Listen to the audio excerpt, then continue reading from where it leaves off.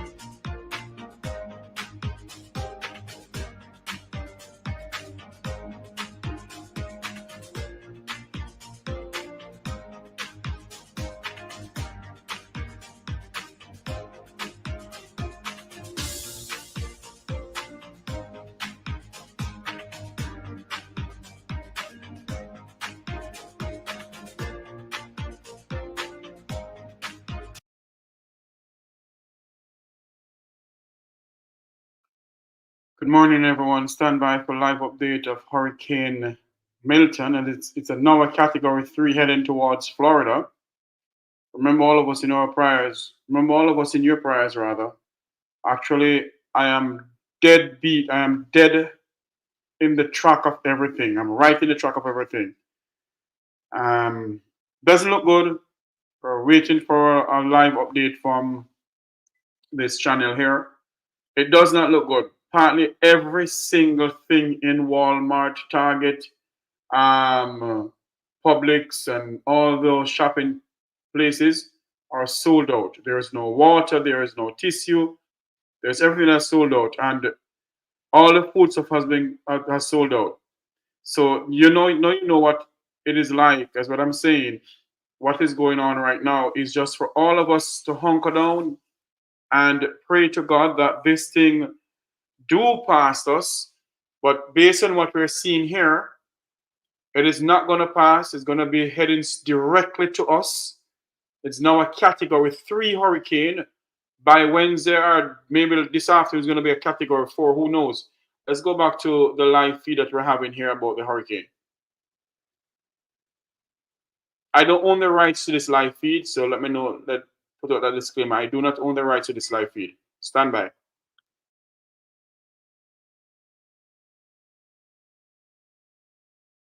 Orders have already been posted. Some started yesterday, some go into effect today. We'll break those down. One of them being Manatee County A and B. That begins today at 2 p.m. Anna Marie Island today at noon. And then also Pinellas County A, B, and C started yesterday for residential healthcare facilities, assisted living, and hospitals. Millions along Florida's west coast are bracing for another major hurricane. And we have to talk about the impacts, Marissa?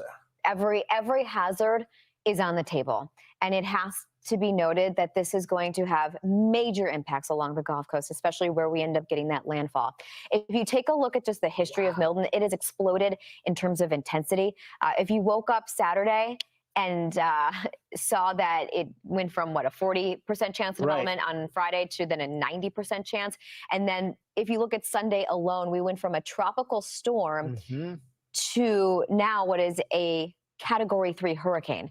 It rapidly intensified, Craig. That window of rapid intensification, it applies to a 24-hour span. And within that span, pressure dropped 46 millibars, and as pressure dropped, winds went up 65 miles per hour. And the criteria is 35. And the criteria, so just about double. Yeah, exactly. That's the intensity and the strength of this storm. And this storm, as it continues to move east-southeast, guess what? There's an area of high pressure over Cuba that's going to redirect it back to Florida. Hurricane watches have already been issued, as well as tropical storm watches there. You can see there. We also have some storm surge watches in place. This is going to have a huge impact with wind, storm surge, rain as well. And guess what? It's intensifying as it gets closer to land. If by chance it happens to weaken, you have to remember it's a major storm and the impacts will be there. Doesn't matter the size. And at this point, with the solid onshore push, I think storm surge is going to be a big one as people are still cleaning out in places like Tampa, up and down the coast. They've got debris on the sides of the roads waiting to be taken away to dumps or landfills, and they're working as hard as they can. But you factor in wind blowing the debris around as well as storm surge, this is going to be an issue for the west coast of Florida there. It's an enhanced concern as a result. Absolutely. The forecast cone has really been consistent in placing it over the peninsula of Florida, and notice cutting across and eventually working its way out into the open Atlantic. But you do have this area here from Daytona Beach down through Fort Myers where we're expecting that landfall. As you noted, the hurricane watches go throughout the cone, and even to the north and south, you're talking about at least tropical storm force winds, and then the surge. The other point here, Craig, is strengthening to a high-end Category 4. We always say plan on one level up in terms of intensity, so planning on a Cat 5. It has it weakening as it makes landfall on Wednesday to a Category 3. Still Category 3. But to your point, when things weaken, they broaden out. They flatten out. They get wider. And it's still going to be a life-threatening situation, especially for folks along the coast. Yeah, for sure. And we always tell you, prepare for a category above. So if it's Category 3 or close to that at landfall, plan on Category 4, right? And you think about the consistent onshore push, dragging all of the winds up against the coast and bringing the storm surge. And this could be catastrophic. In fact, this could be the worst storm surge in more than 100 years for the Tampa Bay area, especially when you think about Helene and the records that we set during Helene. This has been an aggressive forecast for the storm surge, probably the most for the Tampa area that we have seen. Having said that, we saw storm surge 7-8 feet in some cases. Now the forecast, Marissa, is calling for up to 12 feet in and around Tampa. So a lot of these communities are getting ready for this, especially since they're still cleaning up. A lot of these communities are dealing with the debris on the sides of the roads. People probably haven't even gone home in some cases. And in some cases, it took a while to be allowed back to your homes. And now at this point, you have to go back again inland and listen to evacuation orders. Especially, our Mike Seidel is over in Madeira, where we'll get to in a moment, but you also have Treasure Island that was demolished by storm surge. So you have a lot of debris piles, as you mentioned, maybe just now getting back to your home, some people still in hotels. But for that reason, you have a very broad grouping of evacuations and a lot of people included in that. You take a look at Milton now, and I thought it was interesting. So you had the hurricane hunters out there, and one of the things they talked about was severe turbulence and hail in that rapidly intensifying northwestern part of the eye wall. So you talk about that eye wall developing, but look at those cloud tops, Craig. The grays and the blacks indicating just how cold these tops are. And where you're likely getting that hail. All of that hail for sure, and some of the strongest winds. And they talk about the turbulence. I can only imagine, but it's that ground truth that they get that we feed into the forecast models with satellite imagery so we can see that, right? And I think this helps narrow in on the forecast. This one, unlike Helene, which Helene, the forecast was on. This one was kind of all over the place. And even now, it's kind of narrowing in a little bit more as with the cone when you, to your point, to where it's going, but it still sits about 750 miles from the coast. Look how tight it is. And when it's that tight and that well organized, you've got some hurricane force winds just real close to the center there. And you've got the hurricane or the tropical storm force winds outside of it. Notice the track takes it back to the south and southeast, but we said it does get picked up and moved to the north and northeast. And having said that, it's moving into an area where you've got some very warm waters there in the loop, Marissa, where I think that that's probably where we get to that strong Category 4 storm. At that point. It's interesting too when you talk about the different. Every hurricane is going to be different. It just is. For sure. And so you can't compare, especially when it comes to impacts. But when you look at just how different it is with Milton, right? It's so compact. The tropical storm force winds are about 80 miles out. With Helene, it was hundreds, over 200 miles out from the center. And when you talk about the storm surge that we had in Tampa, Helene never was always the center, the eye of Helene was well offshore from Tampa, but you had that onshore push that really pushed everything up against the bay. Already have hurricane warnings for portions of the Yucatan Peninsula, so over Mexico, Cancun under that tropical storm warning. It's just the beginning. We're going to continue to see Helene push off to the east. Yeah, and they also got hit by Helene when they went right through the Yucatan Strait, right? Yeah. Here's a look at the forecast tracks and models. And as you mentioned, as we get closer and we get more information from the hurricane hunters, satellite imagery, you put it all together. Look where the yellow line is. That's where the center may be going. Of course, the wobble is always expected within the forecast. If it were to go just south of Tampa, I think that would help a little bit with some of the storm surge, but it's still going to be impressive leading up to that as it moves to your point, because of the consistent onshore wind. I think that even if it does go a little south, you have to be ready for the storm surge. Yeah, I mean, we always talk about the Gulf of Mexico being just this big bowl of water. Yeah. It is very landlocked. So when you get a push of from a strong, powerful hurricane, the water will start to rise. As it gets closer, the surge gets even more imminent and more dangerous. The Ready, Set, Go is a great idea of who's going to be feeling impacts, but you'll notice areas here where we're talking about evacuations and final preparations, maybe boarding up the house. You have areas in through Pinellas County, by the way. They do have evacuations, and they're also in some areas like St. Pete Beach. They're turning off sewage and water. Tomorrow morning, it's all off. So that's another reason to go. Yeah, exactly. Think of this as like a stoplight. They stop what you're doing in your everyday life and get ready. Get your medications, get whatever you need, right, to make sure that you are set, your family's set, your pets are set, your evacuation route, in case you don't know as well. Hillsborough County Office of Emergency Management working with the public schools as well. They are not in school today through Wednesday because their schools will serve as shelters, as many schools do in this type of situation. So just be prepared for that and check to see if you've got a pet, where do I go with my pet? And most of them are okay, and a lot of the hotels have changed laws now so that they do accept the animals. But you and your family have to be ready to go. And prep today. Obviously, you've got the day off from school so that you and your family can prepare. Here's the time to be ready. And when you take a look at this, Marissa, you're talking Tuesday, Wednesday, but you're going to start to feel the effects leading up to this, I think, by early tomorrow. Yeah, and be smart. If you're gonna, you don't have to jump on a plane to evacuate. No. You can drive further inland. It doesn't mean you're free of all impacts, but at least you're getting away from the surge if that's what you're most concerned about. And also budgeting for traffic, high traffic, and not getting caught up, especially in those areas, those barrier islands that have the most devastating surge. You have to get out before the water starts to rise. You don't want to get trapped in your car. And your gas, fill your car up with gas. Yeah. Ready to go. And I know our Michael Estima was talking to his family. Good morning, everyone. Good morning, all Make We Talk family. Good morning. Last night was a playoff. This morning, some serious things that is going on. Some serious things going on right now that we here in Florida are bracing ourselves based on what they're saying is a Category 3. By Wednesday, it will upgrade to a Category 4 when it get landfall. And, we're asking everyone out there who believe that there is a God to continue to pray for us, because believe you me, it does not look good for Florida. And the outer band of the winds and everything based on what is going on, it may hit Jamaica. Like the rain, they may get rain in Jamaica and so forth. But we here in Florida, where we are, it's a direct hit. It's going to be a direct hit. Let's go back over to the live feed that I'm carrying to you guys here.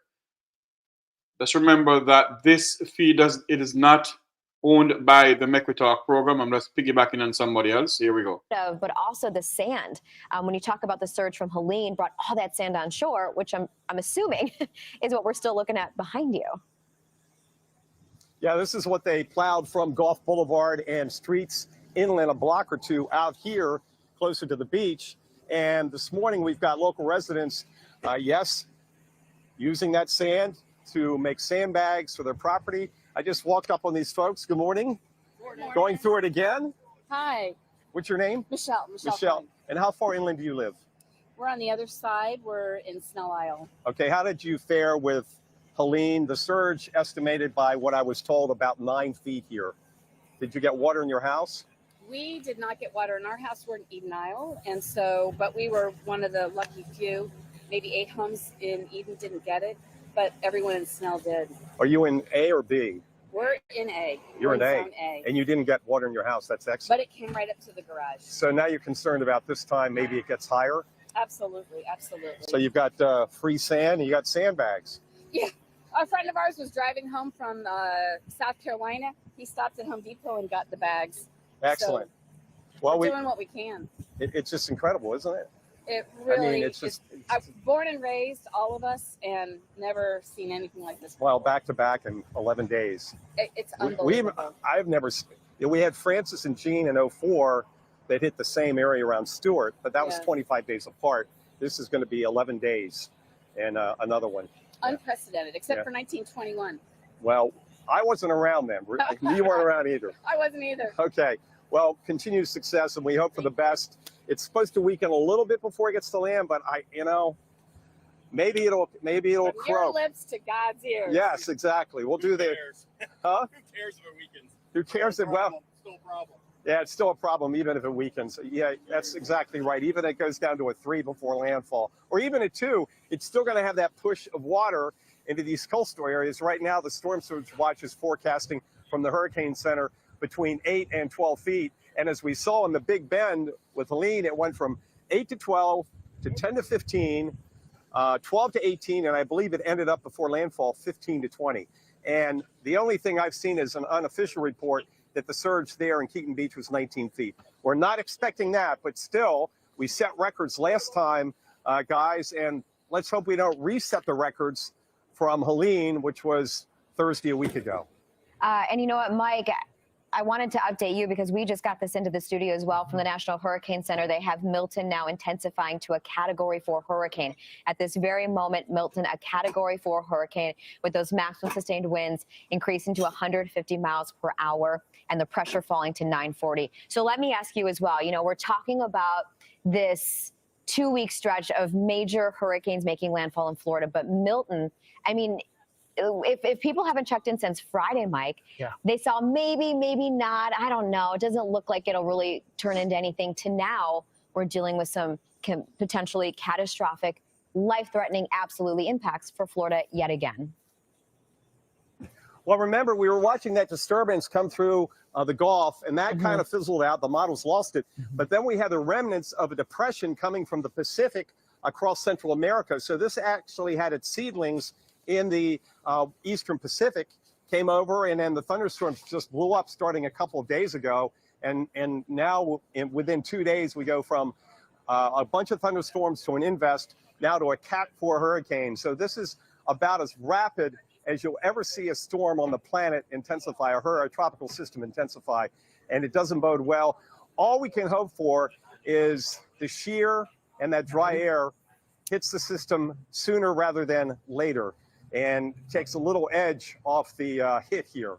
But again, all this debris that doesn't get picked up, the sand, it's all going back to the east, back inland on Wednesday night and Thursday. Michael, Mike, I tell you what, to hear the person say that it doesn't matter, the strength of it, it's key. And I think that we've got to make sure that people get that message out there. Hearing from Matthew here, Matthew Blue, meteorologist behind the scenes, 90-mile-per-hour wind increase in 24 hours.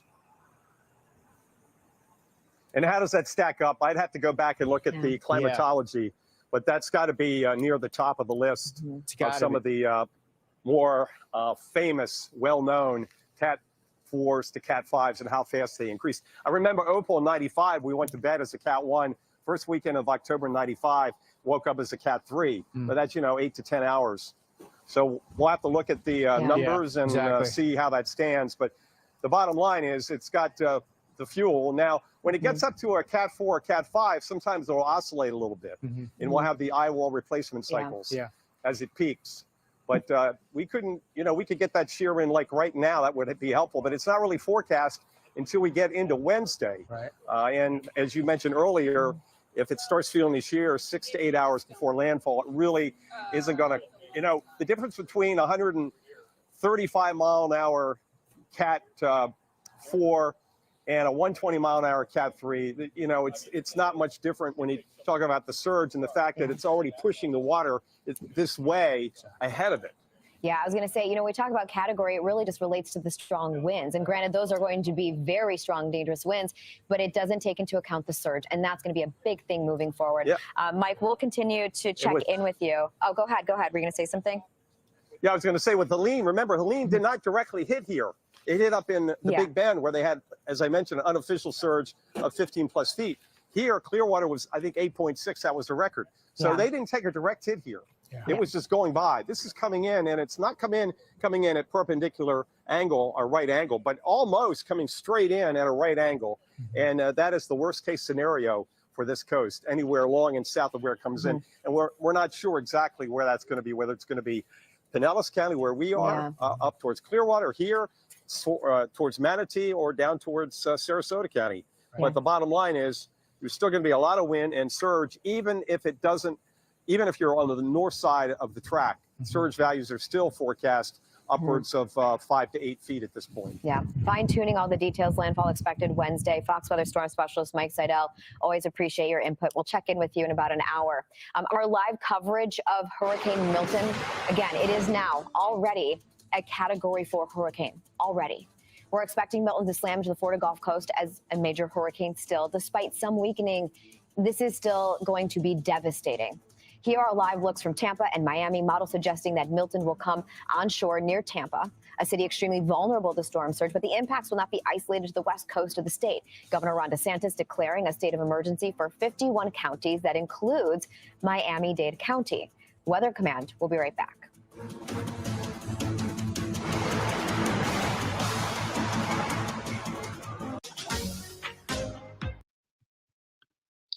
There you have it. There you have it. Hurricane Milton is now a catastrophic hurricane heading towards Florida.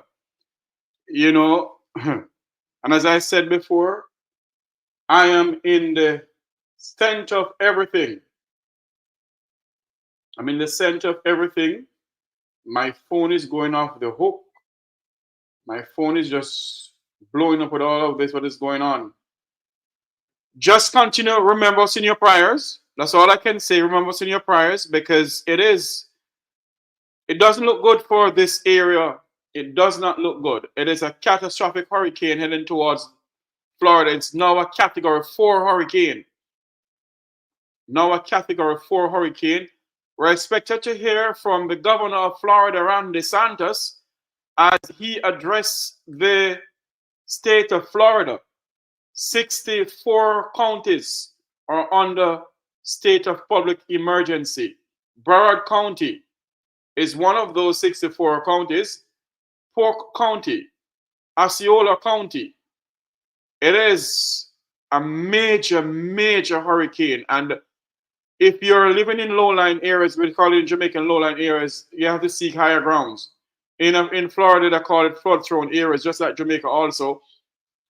But right now, it is not looking good. It's looking dangerous. It's not looking good at all. It's not looking good for people who are living in this neck of the wood. As I said before, we're standing by to join a press conference by Florida Governor Ron DeSantis as he give update on Hurricane Milton, now a Category 4 hurricane. Now a Category 4. Everybody is saying that it may not make landfall as a Category 4. Well, we don't know. Based on what they're saying, that this thing is intensifying as we go along. It's intensifying, just intensifying, because they said Helene wind was a broad area. This wind here is just settling in one area. The water between the Gulf Coast and Florida, it is hot. Hot like fire. So you know, the hurricane is feeding on that. So we're asking for your prayers. We're asking everyone for your prayers that we do not get any, any debt that people that we may know or anything like that, because this is not looking good. Outside is looking bleaky. I remember when Hurricane Gilbert was coming to Jamaica, the place was very still, very, very still, and you could hardly see any breeze blowing or anything like that. This is what is going on right now. Where I am in Florida, the place is still. There's hardly any wind blowing. It is bleaky. It reminds me of when Hurricane Gilbert was threatening to Jamaica. I was on the western tip of Negril, and this wasn't looking good. This is what is going on right here. What is going on right here where I am in Florida. I'm trying not to, we Jamaicans who have been through these things, we don't get panic. All we're asking God for that, it doesn't give us so much damage that we have to dig deep in our pockets that we don't have. But based on what we're hearing now, it is now a category 4 hurricane.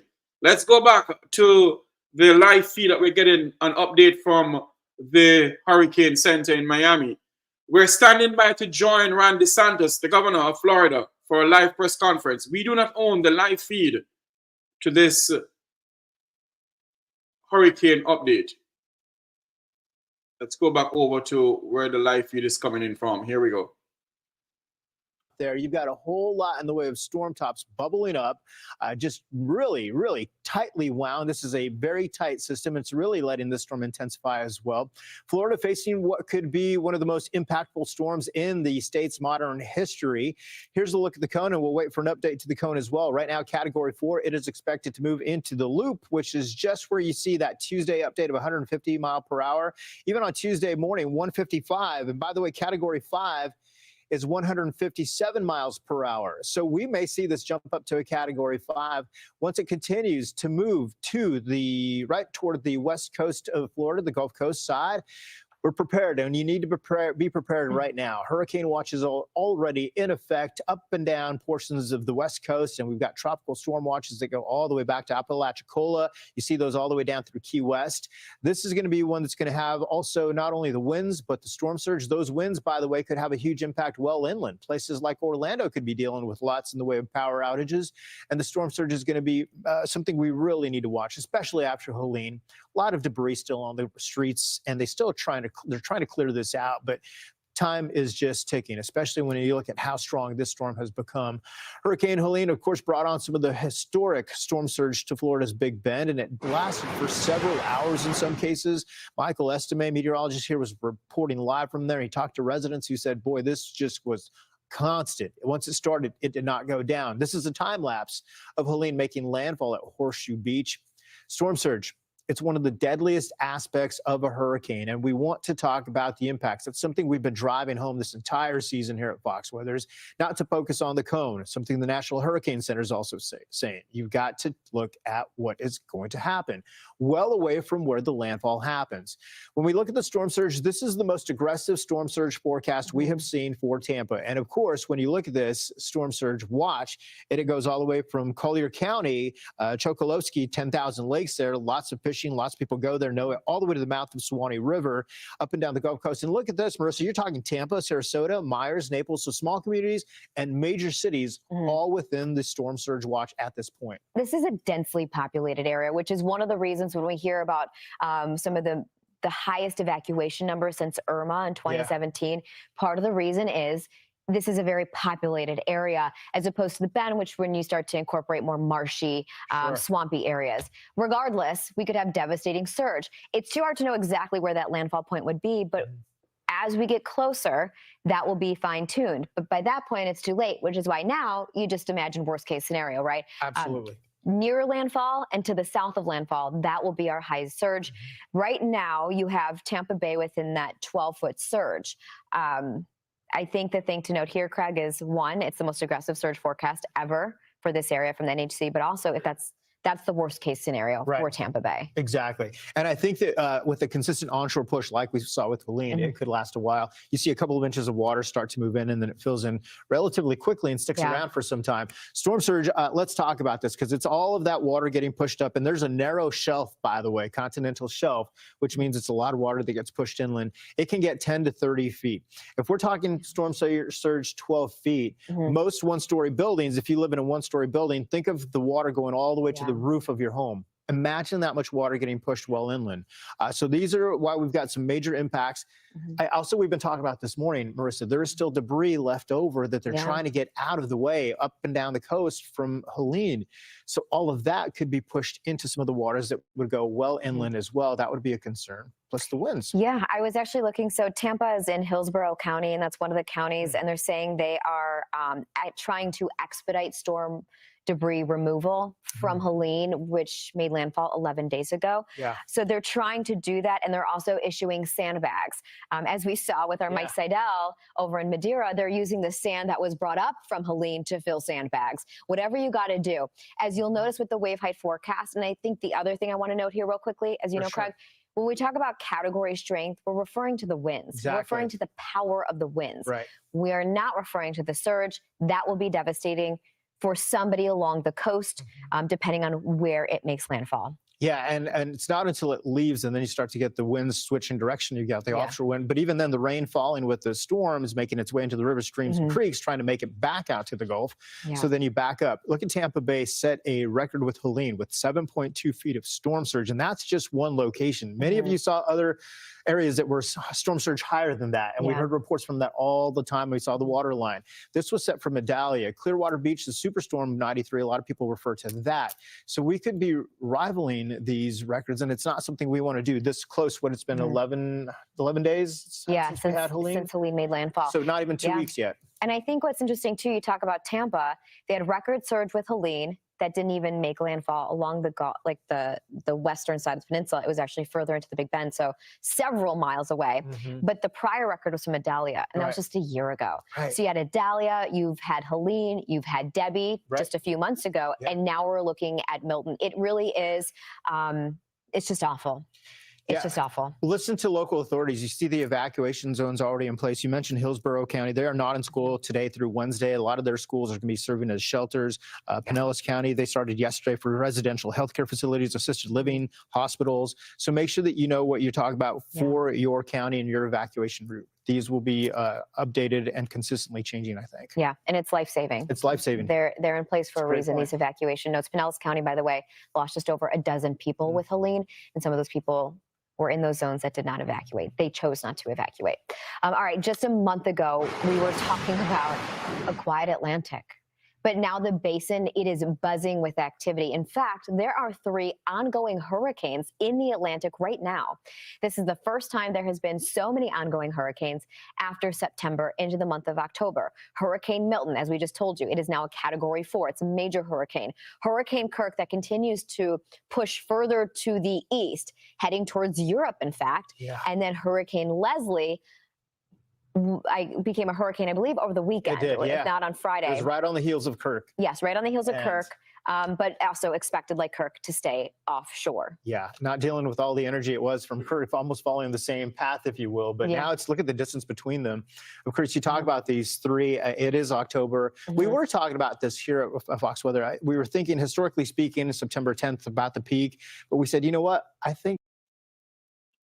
Good morning once more. I can see where Sharon Samuels, be very careful in Tampa Bay. Be very, very careful down there. I know US 19 always flood indeed. And that's how people can get out of Tampa Bay. And if that is flooded, that's it. If that is flooded, that's it. A lot of people want to leave, but they're saying, Mr. Boomba B. But, you know, a lot of people want to leave, but they have loved ones that they can't leave behind. They can't leave behind. Based on what we know so far, some of the places that have stuff don't have any. Target. We went into Walmart yesterday. There was nothing in there. We went into Publix. There were hardly anything in there. Some of the water and tissues is going like wildfire. It is coming, and whether we like it, yes or no, but it better be prepared than not being prepared. So a lot of people saying it's not gonna come, whatever. No, at least we know that they can track this thing. You know, we're standing by to join a press conference from. Oh Lord, what did I do? Did I stop this thing? We're starting to join a live press conference from Governor Ron DeSantis. Let me see if I can get another live feed from somewhere else to see what is going on as they track Hurricane Milton. We're waiting on the live feed, and also the 11 o'clock advisory will soon be out. The 11 o'clock advisory is now 9:31. Soon will be 11 o'clock. We'll get 11 o'clock advisory. But based on what we're hearing here, based on what is going on, a lot of people are out trying to get their sandbags and so forth. This does not look good for us here in Florida, especially in the Tampa Bay area. Well, Tampa is part of Florida. But Tampa Bay doesn't look good at all.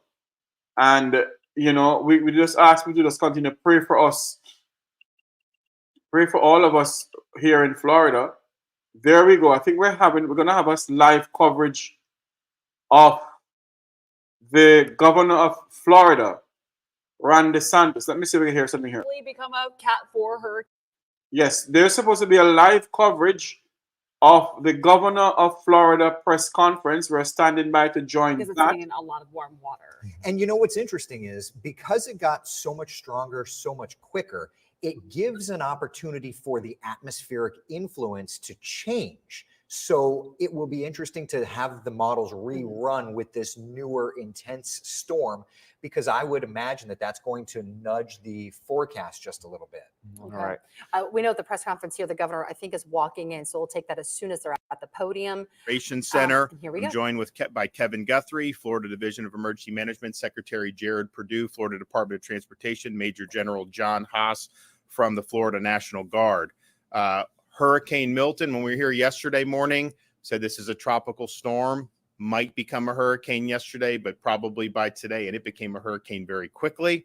And so not only is it a hurricane, it's already a major hurricane, and it's now a Category 4 hurricane with maximum sustained winds at 150 miles per hour. It is expected to make landfall on the west coast of Florida sometime between Wednesday evening or perhaps even very early on Thursday. This has gone slower than the projections were in terms of the how it's moving towards Florida.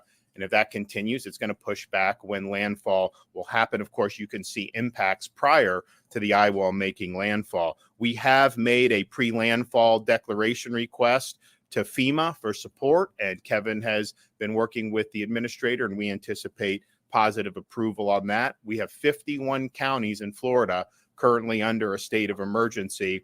The executive order that I signed over the weekend also orders all disaster debris management sites and landfills to be open 24/7 in the lead up to Hurricane Milton. We had a lot of debris left from Hurricane Helene on Florida's Gulf Coast. That creates a huge hazard if you have a major hurricane hit in that area this week. So we've marshaled state assets to be able to help with that mission, and we're going to continue to do that until it's safe, until it's no longer safe to do so. So we do have a Category 4 hurricane. It is currently located 745 miles southwest of Tampa. It has not moved terribly quickly, but that obviously could change going forward. Storm surge watch has been issued for the Florida Gulf Coast from mainland Monroe County northward to the Suwannee River, the Dixie-Levy County line. 8 to 12 feet peak storm surge is potential for northern Pinellas all the way down to Charlotte, including in Tampa Bay. 5 to 10 feet peak storm surge is possible from Yankeetown southward to the Pasco-Pinellas County line and from Inglewood southward to Bonita Beach, including Charlotte Harbor. Hurricane watches have been issued for portions of west central Florida and Florida's Nature Coast. Tropical storm watches extend further south and north through southwest Florida and the Keys and along portions of the Florida Panhandle. Division of Emergency Management is busy facilitating hundreds of resource requests from communities as we prepare for the impacts. We've already sent major truckloads of food and water to Central Florida in preparation for points of distribution sites after the storm. We're also coordinating the deployment of more than 2,000 feet of flood protection systems and prioritizing critical infrastructure like hospitals, wastewater treatment facilities, and electrical infrastructure. We've deployed a flood barrier around a water pumping station in Bradenton, a fire station in Hillsborough, and more en route to the courthouse in Charlotte County, hospital in Kissimmee, master pump station in St. Pete, and a community resource center in Hernando County. We've also deployed generators to support special needs sheltering operations. And of course, Starlink internet, all counties have access to that, and we're deploying more as needed. More than 200 ambulances and more than 30 paratransits are in Central Florida footprint, ready to support first responder operations. And as I previously noted, we've ramped up our support of debris removal. That's a 24/7 round-the-clock mission. The state of Florida is amassing significant amount of fuel reserves ahead of Milton, and we're staging it to be utilized as needed. These quantities include 415,000 gallons of diesel, 389,000 gallons of gasoline, and an additional 1.5 million gallons of both diesel and gasoline are currently en route. I know there's different things that are being said, but all fuel continues to arrive at Florida ports. There has not been an interruption of that. I know people are going to fill up their gas tanks, which is a good thing. There's more lines than maybe that we're used to on some of these, but there has not been an interruption in fuel deliveries, and all the ports are checked in on that. Local officials and their vendors must continue debris removal efforts for those areas that are in the potential path of this storm. My executive order requires debris landfill and dump sites to remain open 24/7 to accept debris from Hurricane Helene. We need as much of this debris picked up as possible. This creates a safety hazard, and it also will increase the damage that Milton could do with flying debris. All local entities should comply with this order and work around the clock to accomplish this mission. We have deployed major assets to help, but yet, last night in Pinellas County, there were 300 vehicles. Some of them were state vehicles, but also a lot of private pickup trucks and vehicles who were bringing debris that's helpful. They should be doing that. And yet one of the gates was locked. There was no one manning it. And so we had this massive line of cars waiting to drop off debris, which is a good thing. And so Florida Highway Patrol basically took matters into their own hands, fastened some rope to a couple pickup trucks to the gate and busted the gate open. And then those trucks were able to go in and unload the debris. We don't have time for bureaucracy and red tape. We have to get the job done. And the effort that Jared Perdue and Kevin's team have made in helping get the debris off and supplementing the local efforts has been incredible. We have noticed since the weekend and the order, you have seen some more vendors out there. I know City of St. Petersburg has been working hard to get the debris out, and that's a great thing. And they're working, I think, well. But these debris sites need to be open, and we're going to ensure that to be able to do. So just in the last 24 hours, the state has done almost 500 truckloads of debris, totaling 9,000 cubic yards. So that's just from the barrier islands in Pinellas County, bringing to the debris landfills. We have over 200 state assets, dump trucks, other types of trucks and vehicles to be able to do. But keeping it 24/7 is important. We absolutely encourage private citizens to have the debris and bring it in. That's helping the mission. Can't get bogged down in bureaucracy on this. The debris mission is going to continue until it's no longer safe to do so. Clearly, we're going to be able to work all the way through today and probably all the way through tomorrow, given that the storm's likely not to make landfall till later on Wednesday, and that could even get pushed back even further. So we've made a big dent in this. I know folks on the ground locally and those barrier islands and places like Manatee and Pinellas have been working very hard. But let's get this done. Let's get as much of that debris removed as humanly possible, and let's work 24/7 to be able to do it.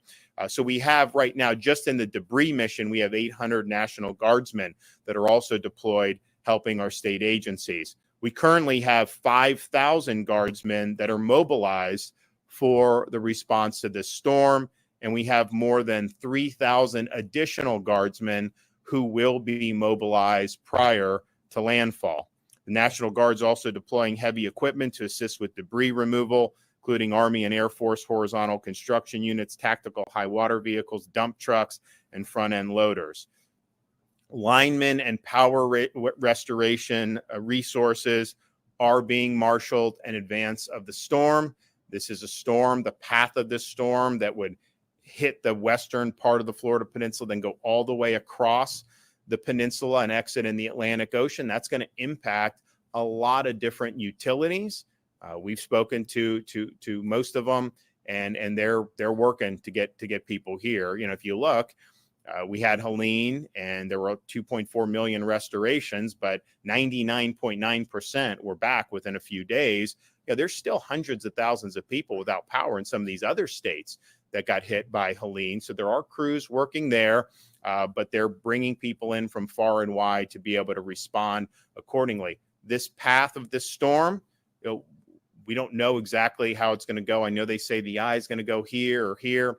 That can move when you're talking about 30, 40, 50 miles north or south. Will make a huge difference in terms of who gets the worst surge, how much power is ended up taken out.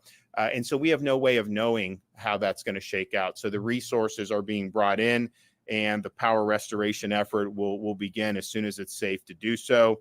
Again, I made this point yesterday, but all of our assets that we had lent to assist in North Carolina are here in the state of Florida. We have a temporary base camp at Tropicana Field to support not just the debris operations, but any post-landfall first responding operations. So we have landfall. It's going to happen probably sometime later Wednesday, maybe early Thursday, and it could potentially speed up. And so maybe it'll be a little earlier than that. It could continue slowing. Maybe it'll be a little less, but there is going to be a landfall in the middle of this week. Monday morning, where we are today, you have time to execute your plan, but you got to do it now. There have been some evacuations that have been issued. There's going to be a flurry of them today.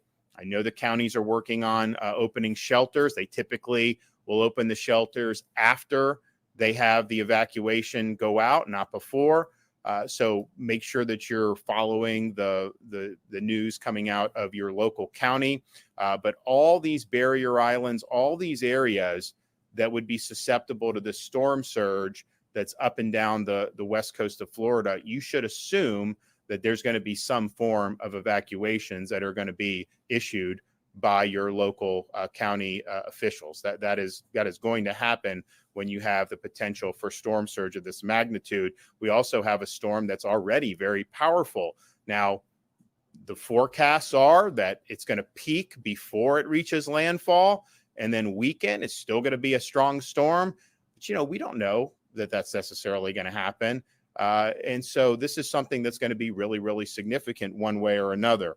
But you have time to be able to do this today. And again, you don't have to evacuate hundreds of miles.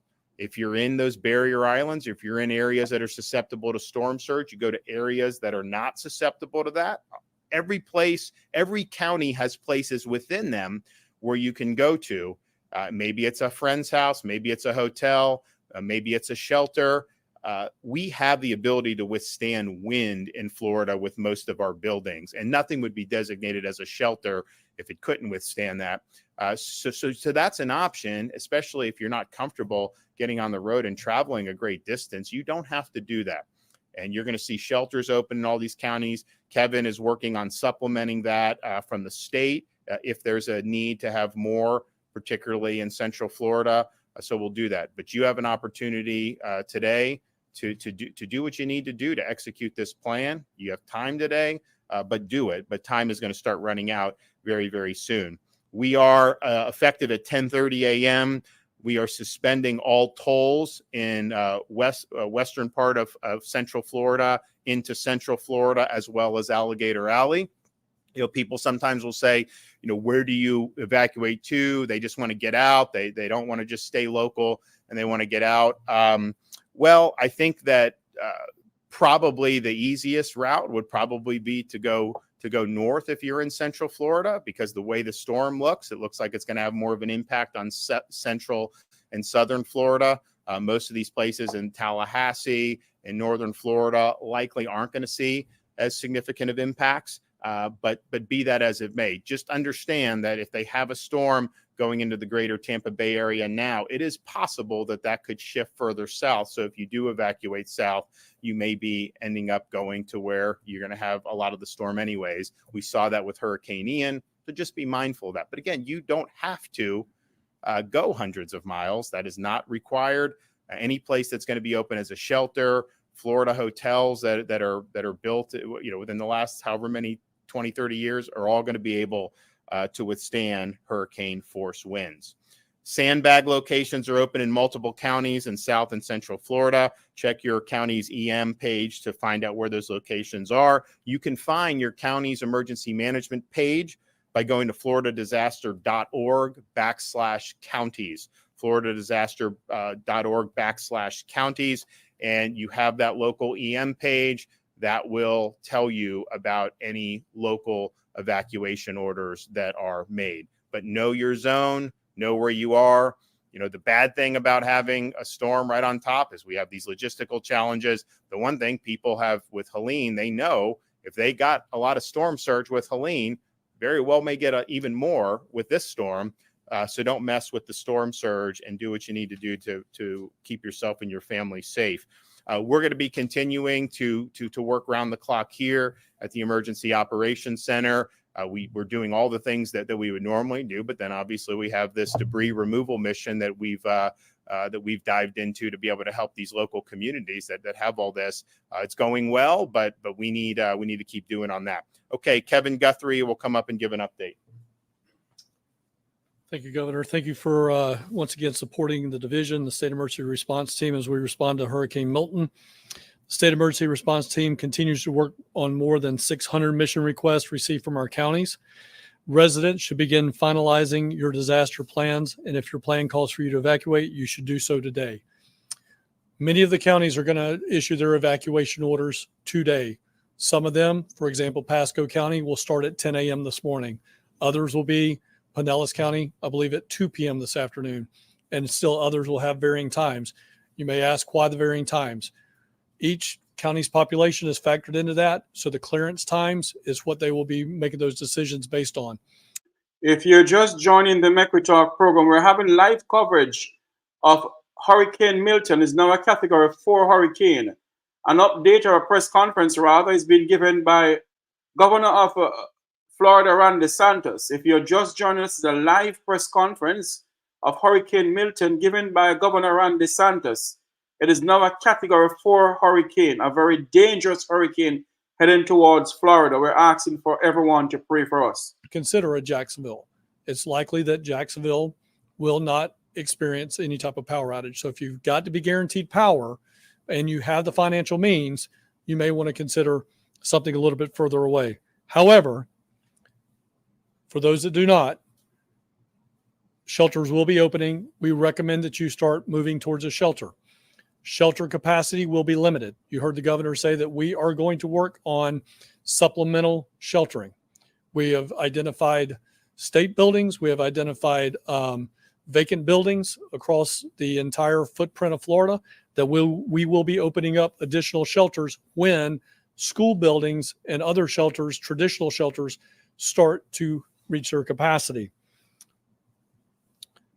Many of you may need to resupply your disaster supply kit. Again, that is a today thing. You need to be doing that today. If you get to a shelter, there will be food and water there. It will not be sit down eating. It will be shelf stable meals. It would be more of the type of material or food that you're used to seeing at a point of distribution, but we will have food and water. If you have access or functional needs and have not registered with the Florida Special Needs Registry, you need to do that this morning. They've already started, cities and counties have already started call downs of their special needs registry to ensure that those individuals have a ride to the closest special needs shelter. If you depend on medication or electricity to use your medical devices, your area is called to evacuate, you need to do so. You may lose power and there will be no way to use your medical devices. Make sure that's a part of your plan. The National Hurricane Center released new storm surge values as of 8 a.m. this morning. They issued a special advisory at 9 that the governor's already talked about, where the hurricane force winds are now Category 4. However, I'm going to draw your attention to something we did for you this morning. Everybody likes visuals. 5 feet and 10 feet. The ceiling in here is 10'8". We're talking about storm surge values higher than the ceiling. Please, if you're in the Tampa Bay area, you need to evacuate. If they have called for your evacuation order, I beg you, I implore you to evacuate. Drowning deaths due to storm surge are 100% preventable if you leave. We had situations where people died of drowning in Hurricane Ian. Had they just gone across the bridge from Estero Bay, Sanibel Island, and so on, just across the bridge to the first available shelter that had capacity, they'd still be alive today. Please remember that counties will call for these evacuation orders, and we will likely be seeing those today, as I've already mentioned. If you need to evacuate, we want you to evacuate out, not up. After I made the comment last night, my brother-in-law called me and said, in fact, for Hurricane Helene, we have 380 elevators that are not working in the greater Tampa Bay area. Elevators are going to go down.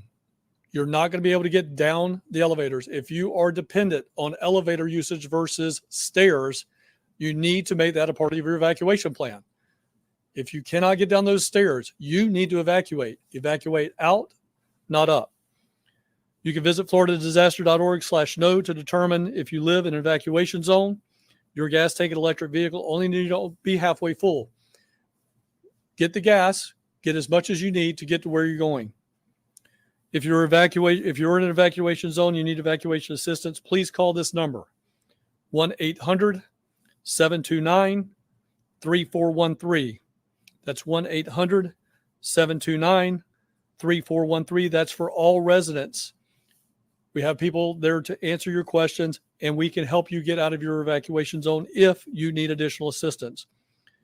The state has activated the State Assistance Information Line, also known as the SAIL line. If you need information, again, information only on resources. They cannot get you people, but if you need to ask a question, that is what the SAIL line is for. 1-800-342-3557. Again, that's 1-800-342-3557. We have English, Spanish, and Haitian Creole waiting to help you out. Additional preparedness resources can be found at floridadisaster.org/updates. Make sure you follow us on X, Instagram, at FLSERT, and on Facebook at FDEM, as we are sharing updates in real time. Please make sure that you have a way to receive alerts. Make sure that you see all the additional information at your county emergency management agency at floridadisaster.org/counties. And again, thank you, Governor, for your continued support and partnership. Thanks, Jared. All right. Thank you, Governor, and good morning. We have continued to respond to Hurricane Helene and also ramp up our efforts to prepare for Hurricane Milton. To date, FDOT has removed nearly 180,000 cubic yards of debris statewide. And as you heard from Governor DeSantis, we've taken the mission of removing as much as debris as possible before Milton makes landfall very serious. We've mobilized every available state asset and resource to do just this. It's been a partnership between FDOT, DEM, Florida Department of Agriculture, the National Guard, and the State Guard. We have a lot of people on the ground. We have a lot of equipment on the ground. We have continued to remove debris. It is really important that everybody understand we're in this thing together. As you heard from the governor, we saw a lot of private property owners bringing debris to landfills throughout the night last night. We highly encourage that. Every little bit of debris that gets removed counts and gets us to our goal and helps us fulfill that mission. We are calling on all of our local governments, local municipalities, and debris vendors and contractors. If you have available resources and available assets, please deploy those. Join us, join state employees and our asset deployment of all of our equipment to remove debris in Pinellas, Manatee specifically, where they were hit hard by Helene. This is a very important mission. We're all in this together. We need everybody to mobilize their resources and assets. As you've heard from the governor, throughout the day yesterday, we moved a lot of debris. We're going to continue working until it's no longer safe to do so. And our goal, again, is to remove as much debris as we can possibly remove before Hurricane Milton makes landfall. As you heard from the governor, we are preparing to suspend tolls effective at 10:30 a.m. this morning for West Florida, Central Florida, and Alligator Alley to help facilitate those evacuations. We have seen people begin to leave already, which is a good thing. You need to leave early. If you're within those low-lying areas where storm surge could impact you, the earlier you leave, the better. It's going to help with traffic. It's going to help with evacuations, and it will make your trip a lot easier. We've seen increased volumes on I-75 and I-4. We're continuing to watch traffic live with our 10 regional traffic management centers across the state. They operate 24/7. We've increased the number and frequency of our Road Ranger Service Patrol and Motorist Aid to facilitate those evacuations. They do have the ability to aid motorists with fuel, water, and also remove stranded or idle vehicles out of the travelway. We've also prepared our shoulders for what we call emergency shoulder use. As volumes pick up and speeds lower for the interstate facilities, we then begin to implement what's known as emergency shoulder use, and we open up the shoulders of our interstates for live traffic. We do that when the speeds get down to around 40 miles per hour. We have a partnership with Florida Highway Patrol, and they go out there, the troopers go out there live real time and assist people in getting on the shoulder to help relieve congestion. We've used this in multiple storms. We used it for Hurricane Irma. We used it for Hurricane Ian. It was very successful. And so we're prepared and ready to do that as volumes continue to pick up. A lot of rain has already fallen across the state of Florida. The ground is saturated. More rain is anticipated to fall before Hurricane Milton makes landfall. So in terms of transportation, we are anticipating a vegetative debris event. We're ramping up our resources for cut and toss and clearing roads. We're preparing all of our drainage structures and drainage systems, cleaning those out. We encourage all of our local governments, our counties, local municipalities to do the same thing so that we can get roads back open as quickly as possible. We're watching very closely our bridges and low-lying roads in coastal areas, and also our bridges and low-lying roads around rivers, creeks, and streams inland with the amount of rainfall that's coming in. And we're going to be prepared to deploy damage assessment teams and effect emergency temporary repairs immediately after the storm passes through based on what we see and find. We're staging generators for traffic signal power. We're staging pumps for potential flooding, and we're going to be ready to roll and ready to respond as soon as Hurricane Milton passes through. We're committing every possible and available resource to respond to this storm. We've had over 2,000 FDOT employees actively responding to Hurricane Helene. They're going to continue working through Hurricane Milton. We are committed to getting the job done, and we're going to make sure it happens. If you need information on traffic, fl511.com is the place to get traffic information. It is updated live, real time by our traffic management centers. A lot of times during emergency preparedness and response, the third-party navigation apps sometimes don't have all of the accurate information. fl511.com is the place to get traffic information. Thank you, Governor. Okay, so we're ramping up, but we've been ramping up all weekend. We've got a massive amount of resources that are have been mobilized that are continue to be mobilized, including this debris mission, which we think is critical. But also just say this is a storm. When these hurricanes make landfall, they obviously will weaken some, but it's projected to leave the Florida Peninsula on the east coast of Florida still as a hurricane. So it isn't like this is going to be something where it hits as a hurricane, then ends up more of just a tropical system by the time it leaves the state. It's going to remain a hurricane at some level all the way through exiting on the east coast of Florida. And again, we don't have a guaranteed track in terms of where this thing's going to make landfall. You're talking about 50 miles north, 50 miles south. That'll make a huge difference in terms of where you have the most significant impacts. And there's just no way to know right now where exactly that's going to be. And so that's why anybody on the west coast of Florida, you have the potential for major storm surge. And then if you are in the path of this on the interior part of Florida, you're going to get some strong winds. It isn't like it's just going to be a rainstorm. I mean, all the way until it exits the state, it's going to be powerful. So please take the appropriate precautions, listen to your local officials, and we'll get through this. We'll respond very quickly, but this does have the potential to have a lot of damage. Okay. Anticipating this to be the largest evacuation since around like 2017? It's hard to know exactly. I mean, I think Irma, there was a lot of people that got on the road and then they had to go back and this. And so it was a little bit different, I think, situation here. Here we know that if you are in an area on the Florida Peninsula on the west coast of the state that is vulnerable to storm surge, you're likely going to be under some type of an evacuation order. Certainly anywhere in that center part of the state, west central Florida, as you get down to Bradenton, Sarasota, Charlotte, Pasco, all those areas are going to have evacuation orders for sure.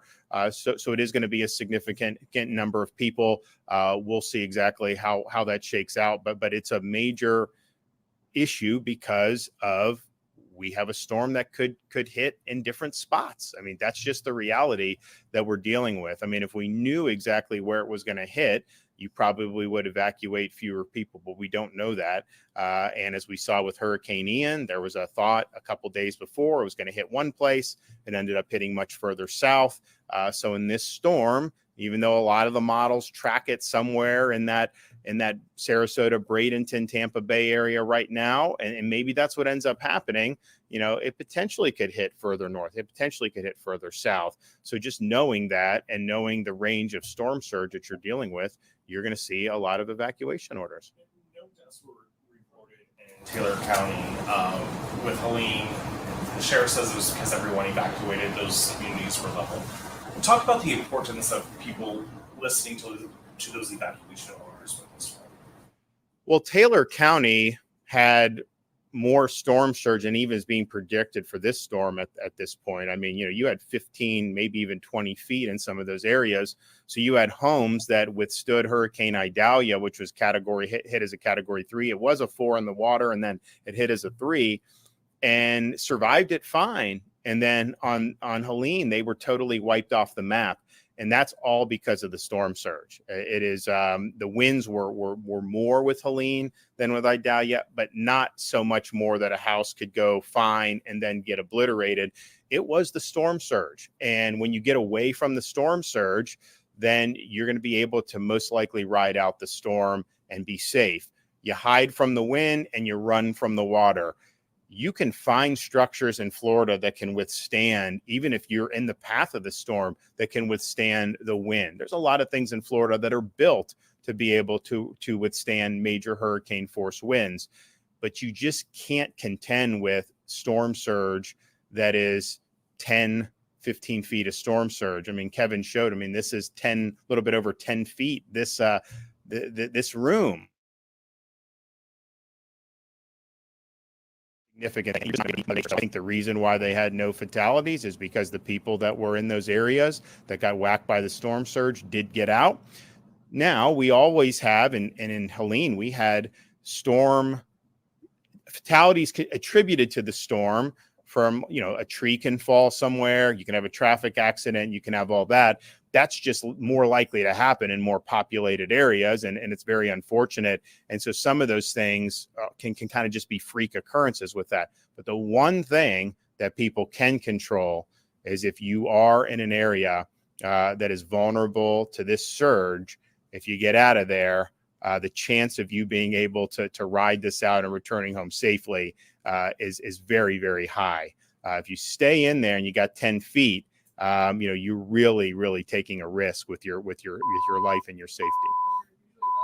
There's a picture of a whole field of bucket trucks and line crews ready to go to put power up. We don't have that right now. It sounds like you said the private. No, they're being mobilized now. I mean, you think. How many do we have pulled together so far? Well, they're working with the companies, but we've been talking with them over the weekend. They understand, and so if you look at the path of the storm, Tampa Bay, you got Tico, you got a lot of Duke. And then to the extent it goes south of Tampa Bay across, you pretty much have FPL. And so, these are major engines. We do have some municipals. We do have some co-ops as well. But, they did a lot with this. So that is happening. They are actively working to bring as many people in as possible. You're looking at probably not going to be able to do any restoration until Thursday morning would likely be as early as you're going to be able to do it, depending on, and it may even be later if the storm continues to move slower than anticipated. But they are all actively bringing people in, and I think you're going to continue to see more and more people brought into the state over the next few days. Bring line workers in from the western United States because there's so much committed to the Carolinas after Helene. Is there a problem with just finding enough line workers now to come in and do that work? Well, they are bringing people from further away from Florida than traditionally, because we still have hundreds of thousands of people without power in other parts of the country, other parts of the Southeast. So you do have a lot of people that are working in those areas.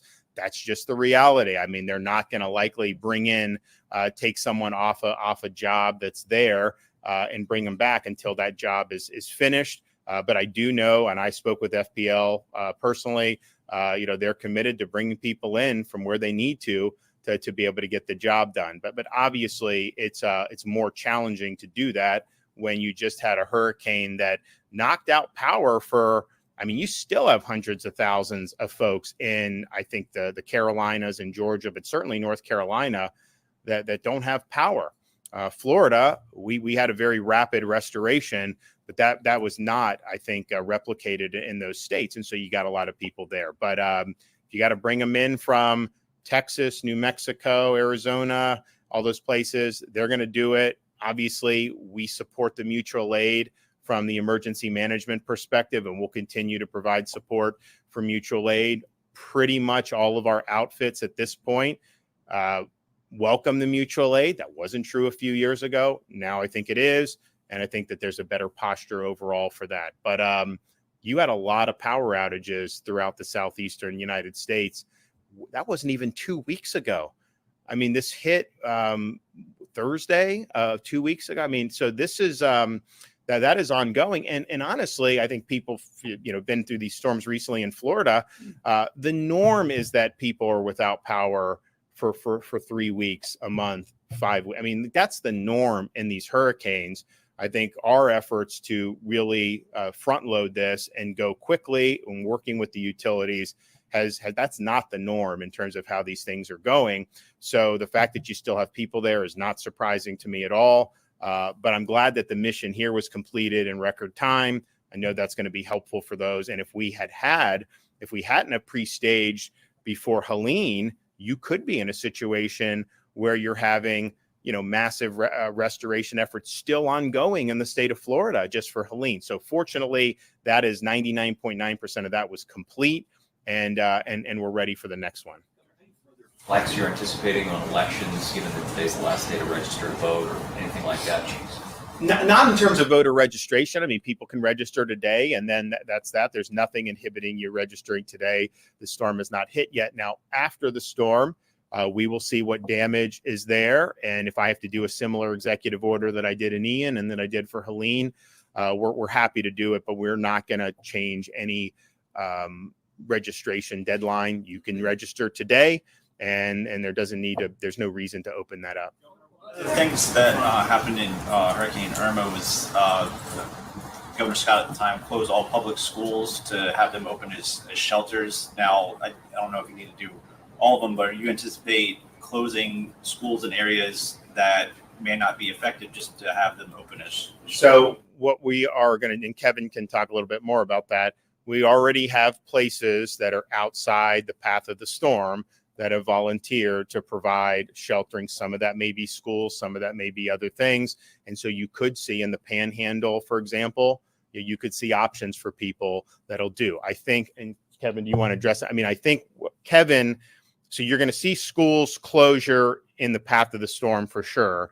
And that's going to happen all through Central Florida and potentially Southern Florida, depending on the exact path. So all of those shelter operations will be going on the county level. And the thing about, if you're in the Tampa Bay, Bradenton, Sarasota, wherever this thing is likely going to make landfall, you will have options within your county. You are not going to need to go. You can hunker down, but the further inland you go, there'd probably be less demand for sheltering from the residents of places like Orange or Seminole, just simply because if they're not in a flood zone or they're not a danger for rising waters, likely they live in homes that are going to be able to ride this out. Like, and not if you're a mobile home park or something, that may be different. So I would anticipate there being more of a demand for sheltering on the coast. And then with Kevin's mission of, if there's an abandoned J.C. Penney, they're going to go in, they're going to give that an option, and that'll be local so that people don't have to drive very hard. So this is a contingency that they've had planned for a long time. So they've been working this for many days as soon as we saw that there was likely going to be a storm. So there'll be a lot of different options, but if there does need to be sheltering in other areas outside, I know there's already been counties that have raised their hand and say they want to do that. Okay. Yep. There's miles and miles of debris along the side of the road in Pinellas County. How would you describe the potential danger if you're not able to get a lot of that out of the way before the storm? So the debris in Pinellas, well, I can tell you the danger is less than it would have been had we not mobilized all these state assets. We saw this as something, and in fact, Kevin and I have been saying we want to be helpful with debris in ways that we can be. Obviously, this is a local responsibility to pick up the stuff on the roads. And Kevin and I both really urged all the local governments, have those debris contracts ready. As soon as Helene passes, you got to go. And I think a lot of them did do that. But if you're looking at what we've done to have, what is it, 8,000 or 9,000 cubic, just cubic yards of debris that just our trucks have done, that's made a huge difference. And in fact, there's videos about all these dump trucks just moving through the Pinellas beaches, carrying all this stuff. They have escorts and all this. And so this was something that we recognized as a danger that could exacerbate the impacts of the storm. And think about it. If this storm bends, say, 60 miles south of the Tampa Bay area, that will do less damage than if it goes directly or a little north, just based on these storms would do, but it still can do damage. But just think about if there's additional damage from flying debris, you could end up having way worse damage than you otherwise would have because of that. So that's why we did it. That's why when we did the executive order, we said 24/7 debris pickup and being able to have these landfills be open. We did the executive order on Saturday, and what happened over the night? It was closed. So what did we do? We cut the locks and we let people bring the debris. Overnight yesterday, what did we have? We had hundreds of cars, not just state vehicles, not just private contractors. We had private citizens loading up their F-250s with debris to bring it. That's helping. That's a public service for them to do that. And the gate was closed and there was no one manning it. So we opened it and got it going. So the debris is something that 24/7, we need all hands on deck. We've made a huge dent in the debris, but there's a lot of it. And particularly Pinellas, Manatee, Barrier Islands, it is a hazard. And so that's why we need to go all day, all through the night, tomorrow, as long as possible. I think you're probably going to be able to go all day on Tuesday, given that the storm's likely not going to get here in full till Wednesday evening, and maybe it'll continue to slow. Who knows? But as long as it's safe to do so, we need to be doing that. And this is a hazard. So I appreciate, we have had, like the city of St. Petersburg, they had their contractors out there doing stuff. So a lot of private citizens have been working really hard on it. But no bureaucracy, no more red tape, no more excuses about this debris. We've got to get it off, and we got to work to do it. I'm confident that we have already mitigated some of the damage because of all the stuff that we've done. I mean, we have just from the state, over 200 trucks that are there hauling away debris, and they're doing that round the clock. Now, we're also going to be in a situation where we probably have more personnel than we do vehicles. And so one of the things they're doing, we got guardsmen with these things you can just roll down the sidewalk, and they're throwing in debris into that. So we're being very creative with it, but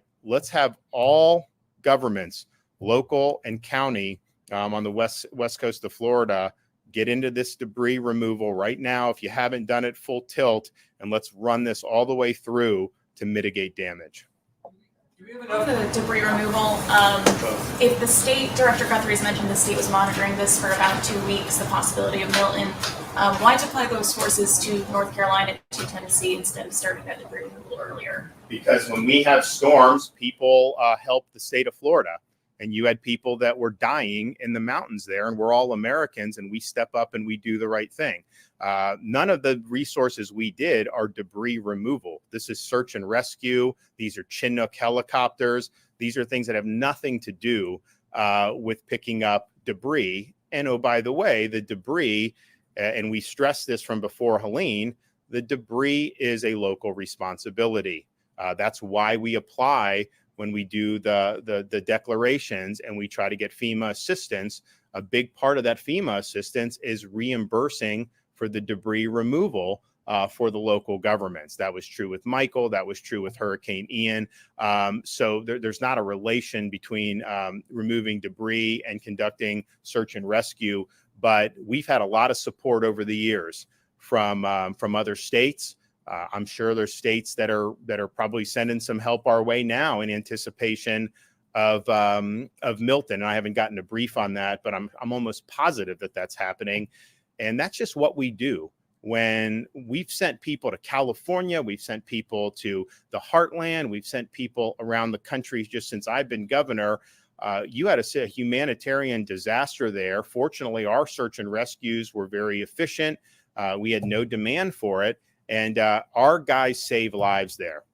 We have helped Floridians who were still there, but we helped a lot of North Carolinians who needed help and in some respects had been abandoned. So that was a successful mission. That was something that really made a difference. And I can tell you that all those assets are ready to go. Should we need that in the state of Florida? And hopefully we don't need a lot of rescues, but they will be ready to go if they need it. Follow up to that, do you worry that our resources being out there will kind of hinder? There's no resources up there. There's no resources up there at all. None. So, you can't do a search and rescue before the storm hits, right? So all those search and rescue folks, all the stuff, it's all back in the state of Florida. There has no impact on being able to respond to this in any way, shape, or form. I get, some people see how it, quite frankly, did not make the federal government look well to have Florida out there rescuing people before they had boots on the ground. And so I know it's kind of like a political thing for some. They want to try to act like we shouldn't have been helping. No, we did the right thing. We saved lives. We're happy to have done that. And we helped a really serious disaster.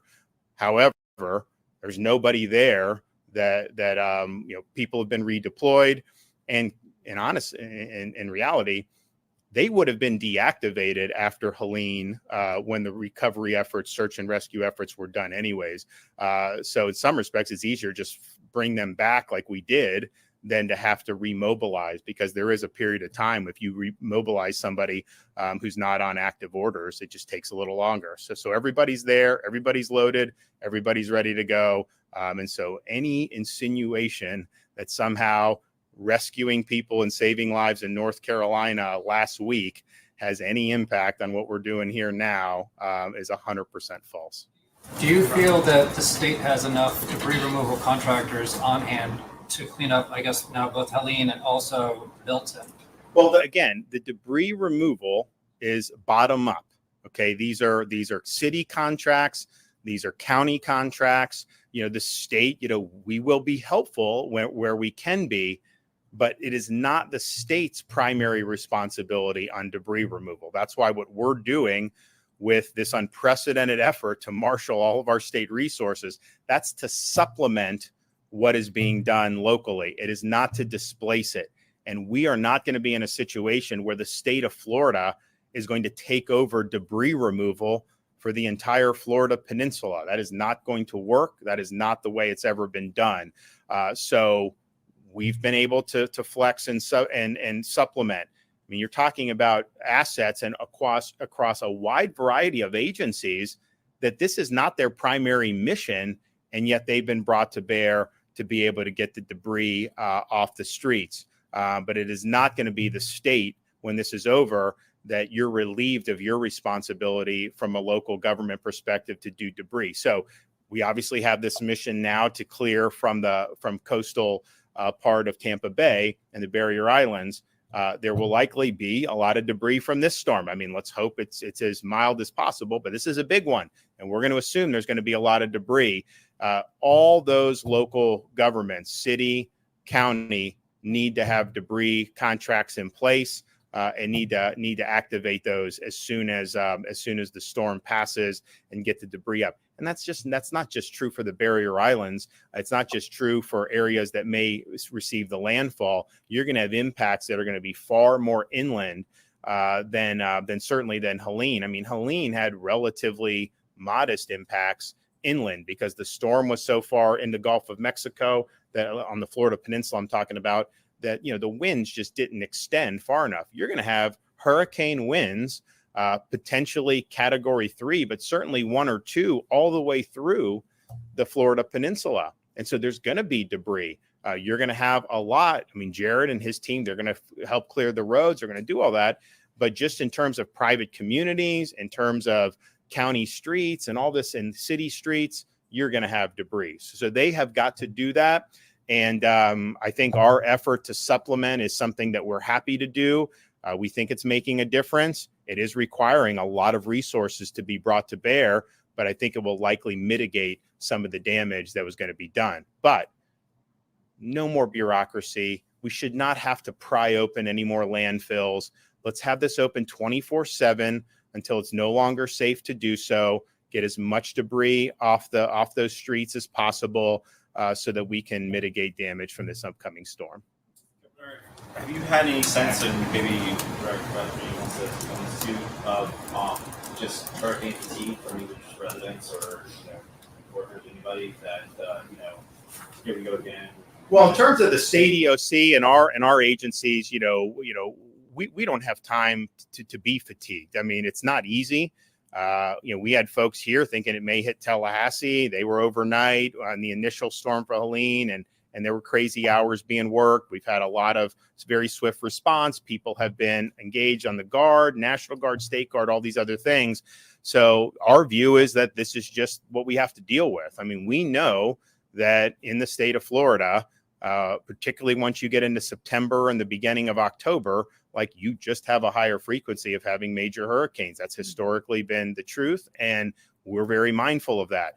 We saw the one thing brewing and a couple weeks ago, and then it was like, well, it may not be anything. And then they said maybe rainstorms. So we were monitoring that the whole time. We knew that this could be something, but there was reports that it was likely going to be something that would not rival Helene. And then things change. And so you just have to react to that. And as soon as we saw that it was going to be more than just rain and a modest tropical system, we did the state of emergency. We got everyone going. Now, residents, I think it's frustrating. I think you go through and you get 3 feet, 4 feet of water in your home. You got to muck and gut. You got to do all this stuff. And I've seen really good efforts from the residents going through Anna Maria, going through Madeira, some of these places compared to what they were 4 or 5 days before I was there to now. They have made a lot of progress. People have worked really hard, got a long way to go, but then to potentially have something hit again and cause even more damage, it hurts morale. It's not easy to do, but we've had Hurricane Helene hit in a place that had a major the year before and had a minor hurricane a month before. and those folks up there in the Big Bend, they got hit multiple times. It's not easy. You just have to be resilient, and that's what they're doing. So on this one, I think the negative is that it's happened right on the heels. We're cleaning up damage. There could be more damage, but people saw, hey, this was a hurricane that was 100 miles off the Florida peninsula when you're looking at places like Manatee and Pinellas and some of these, and yet we had really significant storm surge. So now you have now it's a Category 4. So it's already, Milton is already 10 miles per hour stronger than what Helene was at its peak.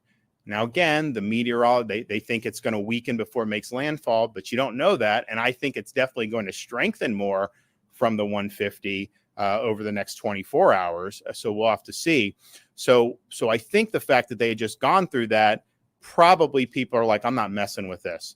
If I'm on one of those areas that can get whacked with the storm surge, I'm going to retreat inland. I'm going to go somewhere else. I'm going to ride out the storm away from where we would have life-threatening surge and then go back and see. And remember, in my executive order on Saturday, we make it clear that residents, the default is if residents are told to evacuate and they do, when the storm passes, the default is they need to be able to get back to their homes as soon as possible.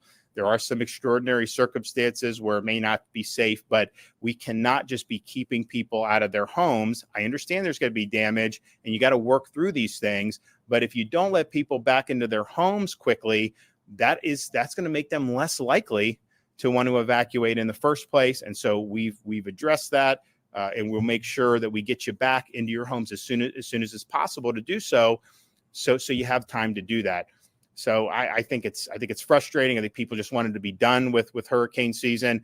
I always tell people, I'm like, there's just a sense that once you get to October, people think somehow the summer's over, and that we've got, and really the first 2 weeks of October historically have seen major storms. I was like, you kind of got to get to the end of October. It's not the end of season, obviously, but for majors, it's a lot less likely to happen.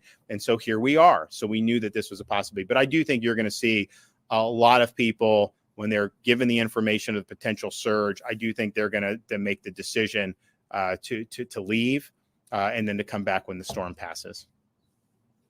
Hotel policy for people with pets, are they able to go to any hotel if it's an emergency, or do they still have to find pet-friendly hotels? So and Kevin can correct me, but the Florida Restaurant and Lodging Association has worked with the hotels in Florida to, when you have a Florida distress rate, to allow the pets to come. So there are distress rates. I saw Rosen Hotels had something out where, relatively cheap for some of these, and Rosen's a good outfit. They got nice rooms. I think it's like, for a Florida resident fleeing hurricane zone, I think it's like $60 or something like that. I mean, it's affordable. And then the pets. And so that was not something we mandated, but it was something that the hotel and restaurant association work with their members to accommodate that. And you do got to take your pets. I mean, do not leave a dog on a barrier island with potential 10 feet of storm surge. That's just not going to work. All counties have at least one pet-friendly shelter. Of course, the hotels. And then if you're staying with friends and family, I mean, our expectation would be that they would want to be able to help the pets. And so please do what you need to do to protect your pets. Yes. There are, and this might be a better question for the secretary or the director, but there are some people, at least down in our station in Tampa, saying that they're having trouble finding gas stations, or that when they do get there, the long lines, people are waiting more than an hour. I don't know if that's something you're tracking. And then what's the contingency plan in the event that there are these huge backups or fuel outages down in that area? So I think that there are lines because people are doing the right thing and they're getting fuel, but there is no shortage of fuel at this time. The fuel is still coming in. The fuel is still being delivered to our ports. And of course, we are right on hand now in the state. As I mentioned in my opening comments, we have 415,000 gallons of diesel. We have almost 390,000 gallons of gasoline, and we have an additional 1.5 million gallons of both diesel and gasoline that are en route to the state of Florida. And so should that be needed, that fuel will be there. But fuel deliveries are still taking place. They will continue to take place throughout today.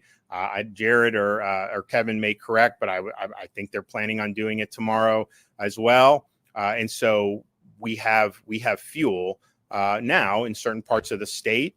If you have a lot of people going, you may have lines, but that's not because fuel deliveries have stopped. Kevin, do you want to? Okay. Okay, we'll have an update later. Thanks. And hearing from Governor Ron DeSantis as we are watching and seeing the storm rapidly intensify. Meredith, you and I were talking just a moment ago, and with Kellyanne as we bring in meteorologist Kellyanne class, that when we went on the air this morning at 4:30, we had a Category 1 hurricane. Now we have a strong Cat 4. Yeah, and right now it's making around a Cat 5 status. We're waiting on that 11 o'clock advisory. They had to do 2 special updates in between advisories, one at 7 o'clock and then one at 9 o'clock for the intensity increasing. And the hurricane hunters have found pressures dropping. When the pressure drops, obviously the winds pick up and the potential of Cat 5 status winds. It's not official yet, but we're waiting on that official word. Okay, so let's at least get you that 9 o'clock special advisory. Winds of 150 miles per hour.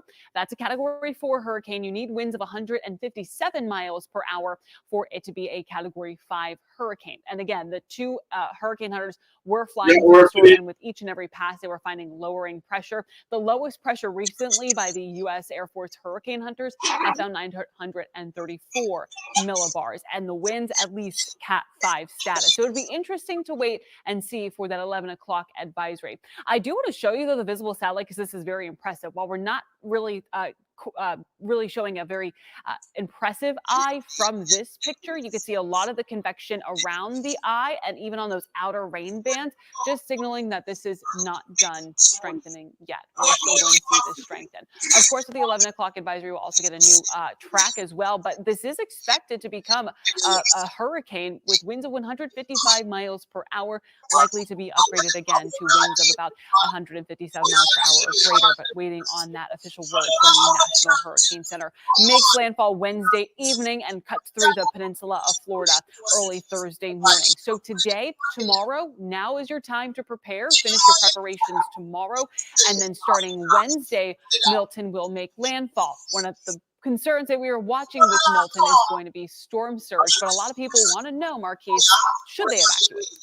Well, Kellyanne, I think for most of our viewers, the answer is going to be no. Yes, we'll see those strong hurricane force impacts across central Florida. But if you're in this yellow shaded region, like 95% of us, the answer is still no. But if you have family members west of I-75, we're talking anywhere from Citrus all the way down to Pinellas County, maybe think about bringing those family members towards your house, right? Give them a place to stay, make sure they have shelter, because you'll be a lot safer the further inland you go, away from the storm surge, which could be greater than 12 feet anywhere in this red shaded region here. But also, as Milton does exit towards the Atlantic coastline on the back end, we can get some storm surge across our coastal beaches, anywhere from Palm Coast all the way down to Daytona.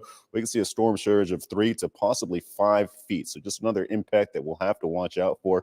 But here in central Florida, as we take you county by county, one of the biggest impacts that we'll see is going to be the rainfall. We can see 5 to 8+ inches across Lake County. That includes Leesburg, Claremont, and you guys could have some strong Category 1 force winds as well. I know we're waiting for that next advisory, likely going to drop in the next half an hour, in which we could see this storm upgraded to a Cat 5 perhaps. But by the time those winds make it further inland, Category 1 strength is what we're predicting, not only for Lake County, but also Seminole County. We can see max gusts up to 75 miles per hour.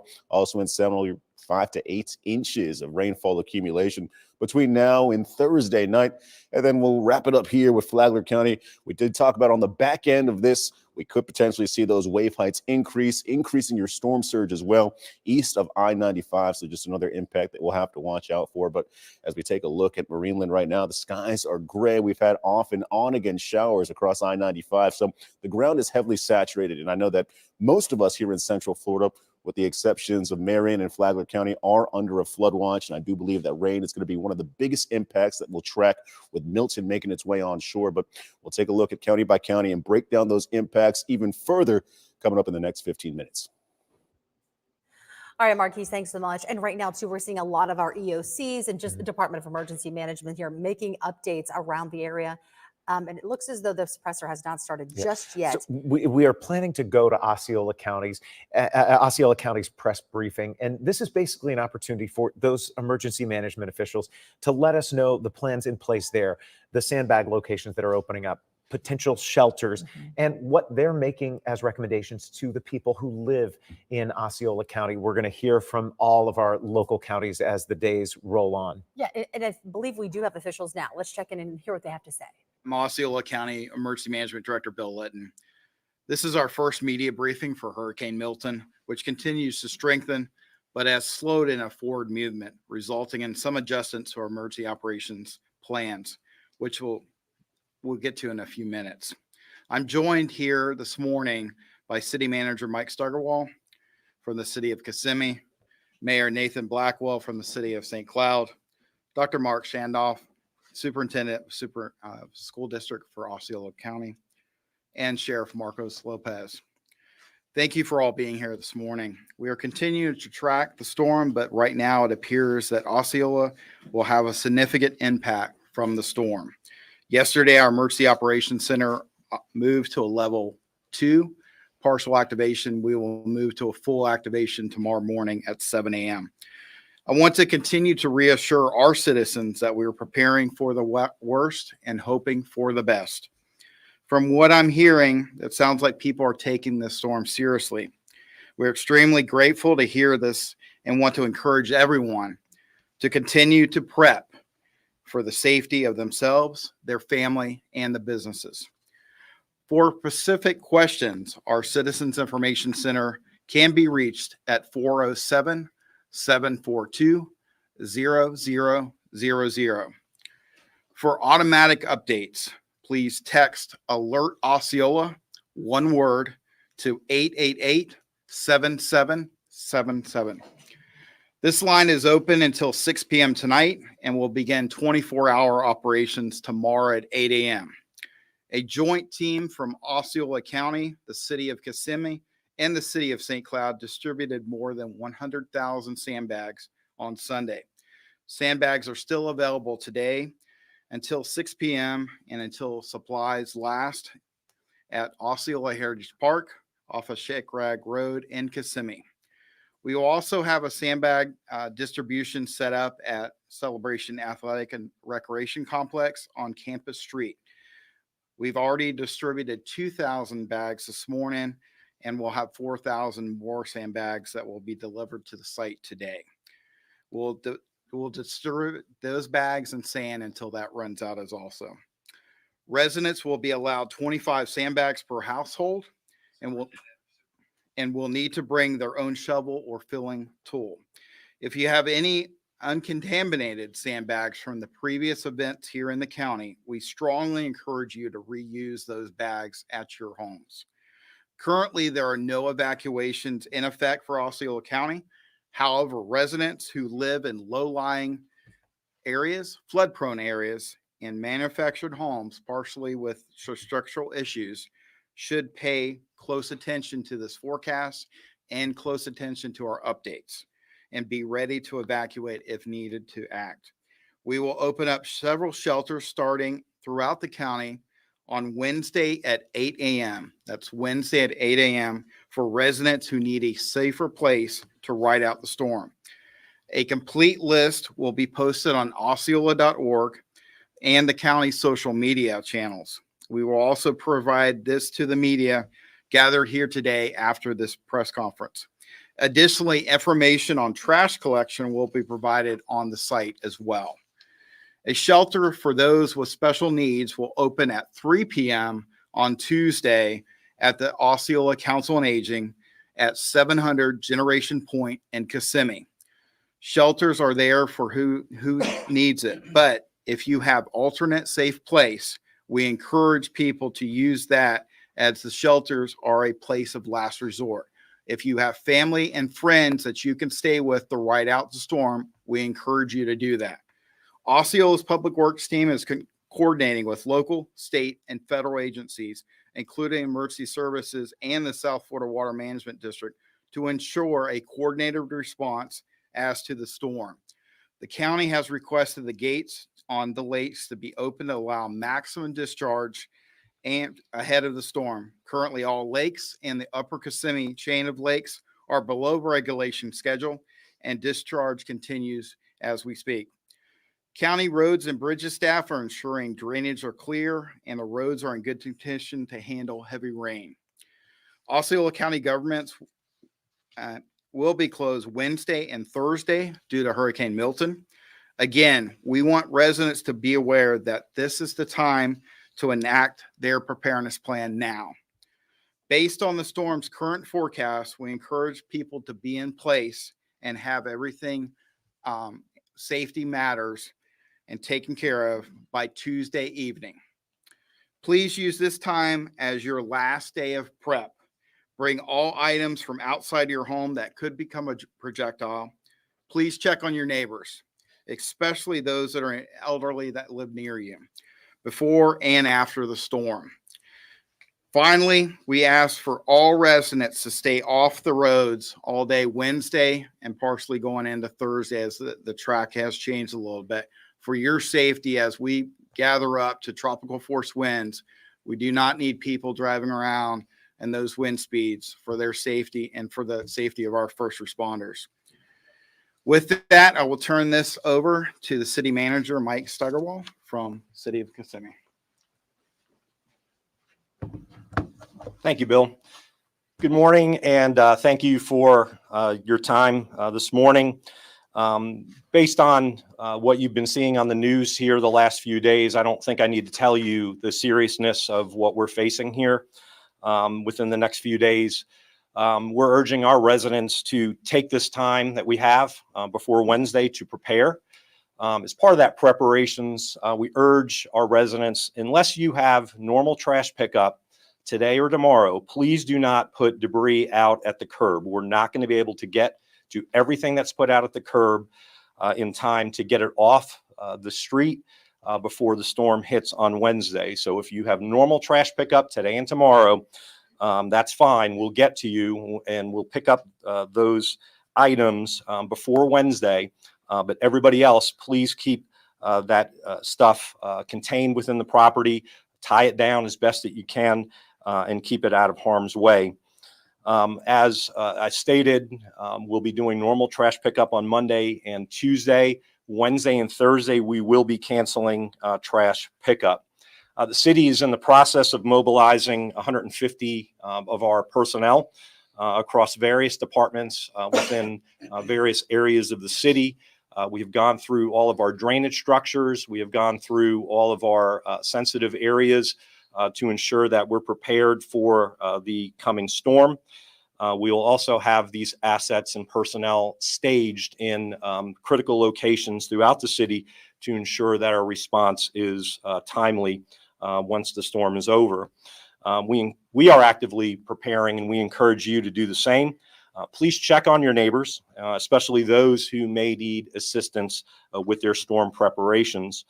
As we closely monitor the potential impacts of Hurricane Milton, we have all in our departments have activated our emergency readiness plans and remain in constant communication with the Osceola County Emergency Operations Center, sharing critical updates and coordinating our response efforts. We encourage all of our city residents to visit www.kissimmee.gov/prepare for vital information on how to prepare your household. You can also check that page as well as our social media sites on various social media platforms to keep up to date on our preparations and any pertinent information that will be helpful to you. And as always, follow your local news sources for the latest weather updates. Also, Osceola County is prepared to accommodate residents that need shelter assistance on starting on Wednesday. We urge our residents to come together as a community, to share resources and information with your neighbors, and to look out for one another during this time. We will keep you informed before, during, and after the storm, and your safety is our #1 priority, and we will ensure that you have access to the resources and information that you need. Thank you, and stay safe. And now I'd like to introduce from the City of St. Cloud, Mayor Nathan Blackwell. Good morning. Mayor Nathan Blackwell from the city of St. Cloud. Our city has been preparing all year round for the potential storms that this area often sees.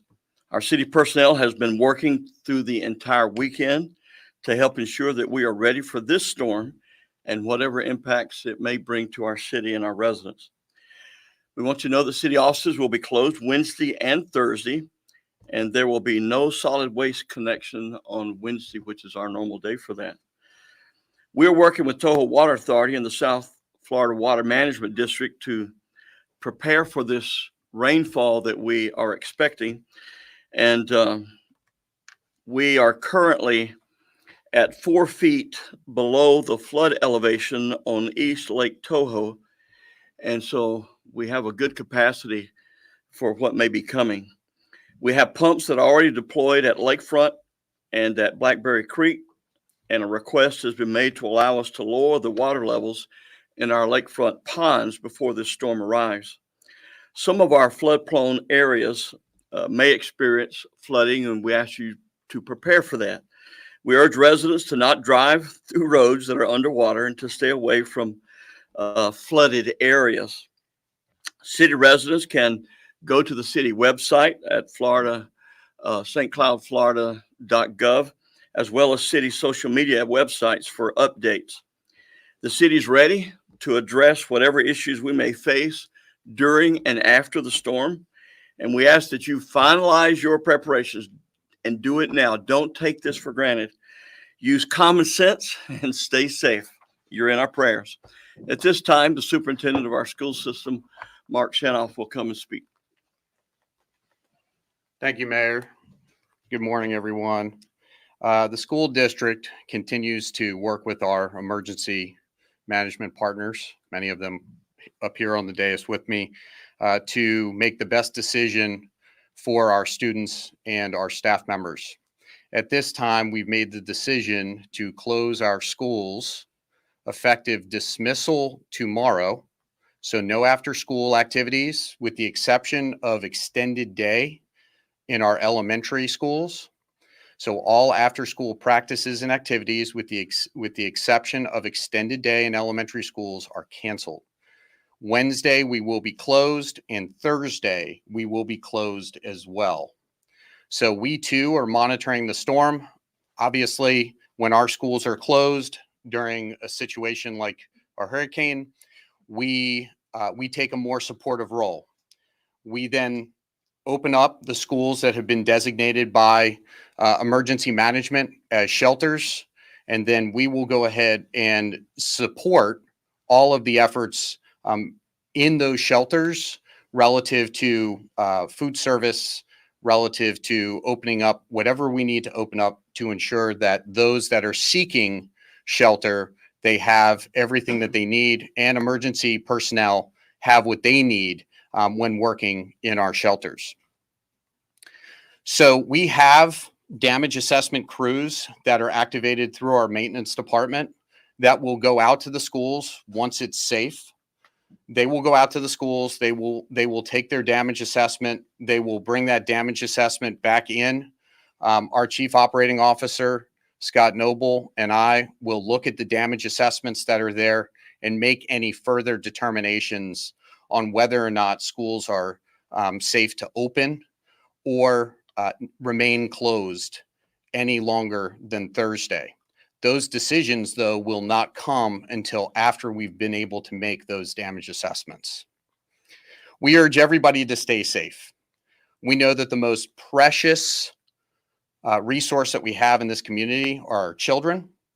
We want to make sure that our students get a great education through tomorrow, and that our students are returned home safely to ride out this storm with their families. So thank you, everyone, for your support.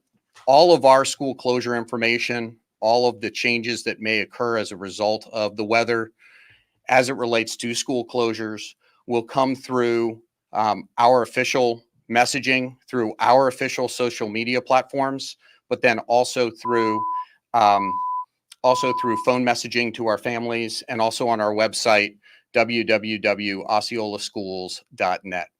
With that, I'd like to turn it over to Sheriff Marcos Lopez. Well, thank you, everyone. And just to let you know, we are ready for the storm. I've been in touch with people in Tallahassee, and they're actually going to be on standby to provide us additional resources if needed, additional high water rescue units if needed. We're expecting rain and wind like they're saying, and just please stay indoors if you don't have to go outside, unless you have an absolute emergency. We're going to be working A and B shifts, and our dispatch communication center is going to be working extra hours, working closely with emergency management to make sure that you guys are safe at all times, and we're going to give you the most recent updated information. We do have our ERT unit was recently dispatched to Cedar Key and Yankee Town in response to the storm, and they're back. So we're here, full crew, ready to do what we have to do in case we get affected here in this area. So we're very well prepared, and our guys are very experienced. We've been dispatched the last few years to different areas in the county in preparation for storms. As of now, I haven't been advised of any curfews. If that changes, we'll let you know. Shelters was a concern. Sexual offenders and predators will be in a different shelter, so you don't have to worry about your family members or children not being safe or become a victim of a crime. We're going to have law enforcement presence 24 hours a day, like normal, extra units out. Everybody that's in the courthouse will be out in the streets. Our SROs will be out in the streets. Every additional resource we have, our admin team will be out, and we're going to be working for you. Like I said, our ERT and community outreach people are right now at the distribution centers filling sandbags. If you're handicapped or if you need additional help, please go out there. We've got about 25, 30 people out there to help you out so we can speed up that process. Price gouging is also illegal and against the law. If you see anybody raising gas more than normal or water or any type of essentials, just call our non-emergency number at 407-348-2222, and we will handle it accordingly. And just remember, stay safe. If you don't have to be out on the roads, just stay home. And for any additional information, just keep monitoring our websites at OsceolaCountySheriff'sOffice.org, and we'll be updating it constantly to make sure you guys are up to date on what's going on. You want it in Spanish, I'm sure. Okay. So are you going to do it all in Spanish too? Okay. I'll give you the short version because I'm sure they got more information. Nosotros vamos a estar trabajando 24 horas al día con nuestros equipos en la calle, manteniendo la seguridad del pueblo. Tenemos un equipo con mucha experiencia. Ya saben que en los últimos años atendiendo las tormentas aquí y hemos atendido las tormentas en otros condados. Recién activamos oficiales para ir a Cedar Key y a Yankeetown. Ahora regresaron. Y también estamos en los centros de distribuciones, ayudando a la gente que necesitan ayuda, llenar los sacos de arena. Tengan paciencia, tengan calma. Tú sabes que vamos a estar aquí para hacer seguridad. Algunos hacían preguntas sobre los shelters. No se preocupen que los ofensores o los depredadores sexuales van a tener su hospedaje aparte para que tus niños estén seguros. Y también si tú ves a alguien que está subiendo el precio de la gasolina o las cosas que son esenciales, llámenos, que eso es ilegal, y vamos a responder y tomar la acción apropiada. También, si necesitan información adicional, pueden ir al website de nosotros, OsceolaCountySheriffs.org, y pueden asegurar que vamos a seguir manteniendo eso al día, trabajando junto con el centro de emergencia aquí en Osceola County. So, por favor, ten calma. Si no tienen que salir a las calles, no salgan, quédense en sus casas. Todavía no hay toque de queda, pero si hay, les vamos a avisar. Y también estoy trabajando con la Oficina de Gobierno de FSA. Nos van a proveer unidades oficiales por si hay que hacer rescate de alta agua o cositas así. So, cuídense mucho y gracias. Thank you, Sheriff. Good morning, everyone. My name is Alibet Suarez. I'm the Communications Director for the City of Kissimmee, and I'll be covering this update in Spanish. Buenos días a todos. Mi nombre es Alibet Suarez. Soy la directora en comunicaciones de la ciudad de Kissimmee y estaré haciendo la cobertura de los puntos más importantes de esta conferencia de prensa en español.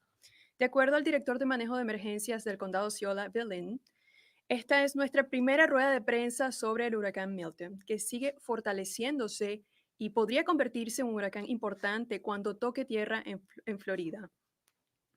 Están presentes aquí el administrador de la ciudad de Kissimmee, Mike Steigerwald, el alcalde de Nathan Blackwell de la ciudad de St. Cloud, el Dr. Mark Shanoff, superintendente del Distrito Escolar del Condado Osceola, y el alguacil Sheriff Marcos López de la Oficina de Alguaciles del Condado Osceola. Gracias a todos por estar aquí esta mañana. Seguimos la trayectoria de la tormenta, pero a partir de ahora parece que el condado Osceola tendrá un impacto significativo de la tormenta. Ayer nuestro centro de operaciones de emergencia pasó a nivel de activación 2, activación parcial. Queremos mencionar a nuestros ciudadanos que nos estamos preparando para lo peor y esperando lo mejor.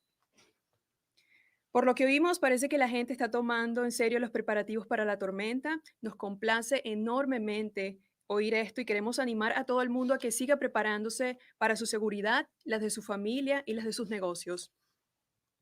Para preguntas específicas, nuestro Centro de Información al Ciudadano se puede llamar al 407-742-0000. Repito, 407-742-0000. Para actualizaciones automáticas, envíe un mensaje de texto que diga Alert Osceola, todo pegado en una sola palabra, al 888-777. Repito, 888-777. Un equipo conjunto del Condado Osceola, la ciudad de Kissimmee y la ciudad de St. Cloud distribuyó más de 102,000 sacos de arena el día domingo, ayer. Los sacos de arena siguen disponibles hoy hasta las 6 de la tarde en el Osceola Heritage Park en Shade Rock Road en Kissimmee. A los residentes se les permite 25 sacos de arena por hora y tendrán que traer su propia pala o herramienta de llenado. Si todavía usted tiene sacos de arena no contaminados de distribuciones anteriores a principio de este año, le recomendamos encarecidamente que por favor utilice esos sacos. Actualmente no hay evacuaciones vigentes en el condado Osceola. Sin embargo, los residentes que viven en zonas bajas o propensas a las inundaciones, por favor, o en casa con posibles problemas estructurales, deben tener un plan de evacuación listo. Vamos a abrir varios refugios en el condado a las 8 de la mañana, el miércoles 9 de octubre, para los residentes que necesiten un lugar más seguro para pasar la tormenta. La lista completa se publica en la página web osceola.org y las redes sociales del condado, así como la ciudad de Kissimmee y la ciudad de St. Cloud. También vamos a proporcionar una lista completa sobre cada uno de esos refugios y las personas también con necesidades médicas especiales, que se abrirá a las 3 de la tarde del martes, mañana, en el Osceola Council of Aging, en 700 Generation Point en Kissimmee. Los refugios están ahí para quien los necesite, pero si usted tiene una alternativa diferente, un lugar donde pueda pasar esto más seguro, le animamos a optar por esa opción y utilizar los refugios como su último recurso. Asimismo, el equipo de obras públicas del condado Osceola está coordinando con las agencias locales y estatales, así como las federales, incluidos los servicios de emergencia y el Distrito de Gestión del Agua del sur de Florida, para garantizar una respuesta coordinada a la tormenta. El condado ha solicitado que se abran las compuertas de los lagos para permitir la máxima descarga de toda el agua. En la actualidad, todos los lagos de la cadena superior de los lagos de Kissimmee están por debajo de lo reglamentario y las descargas aún continúan. El personal de carreteras y puentes del condado están asegurando que los sistemas de drenaje estén despejados y las carreteras estén en buenas condiciones para soportar fuertes lluvias. Como fue have it press conference from the governor of Florida, then Osceola County consists of Kissimmee, Florida.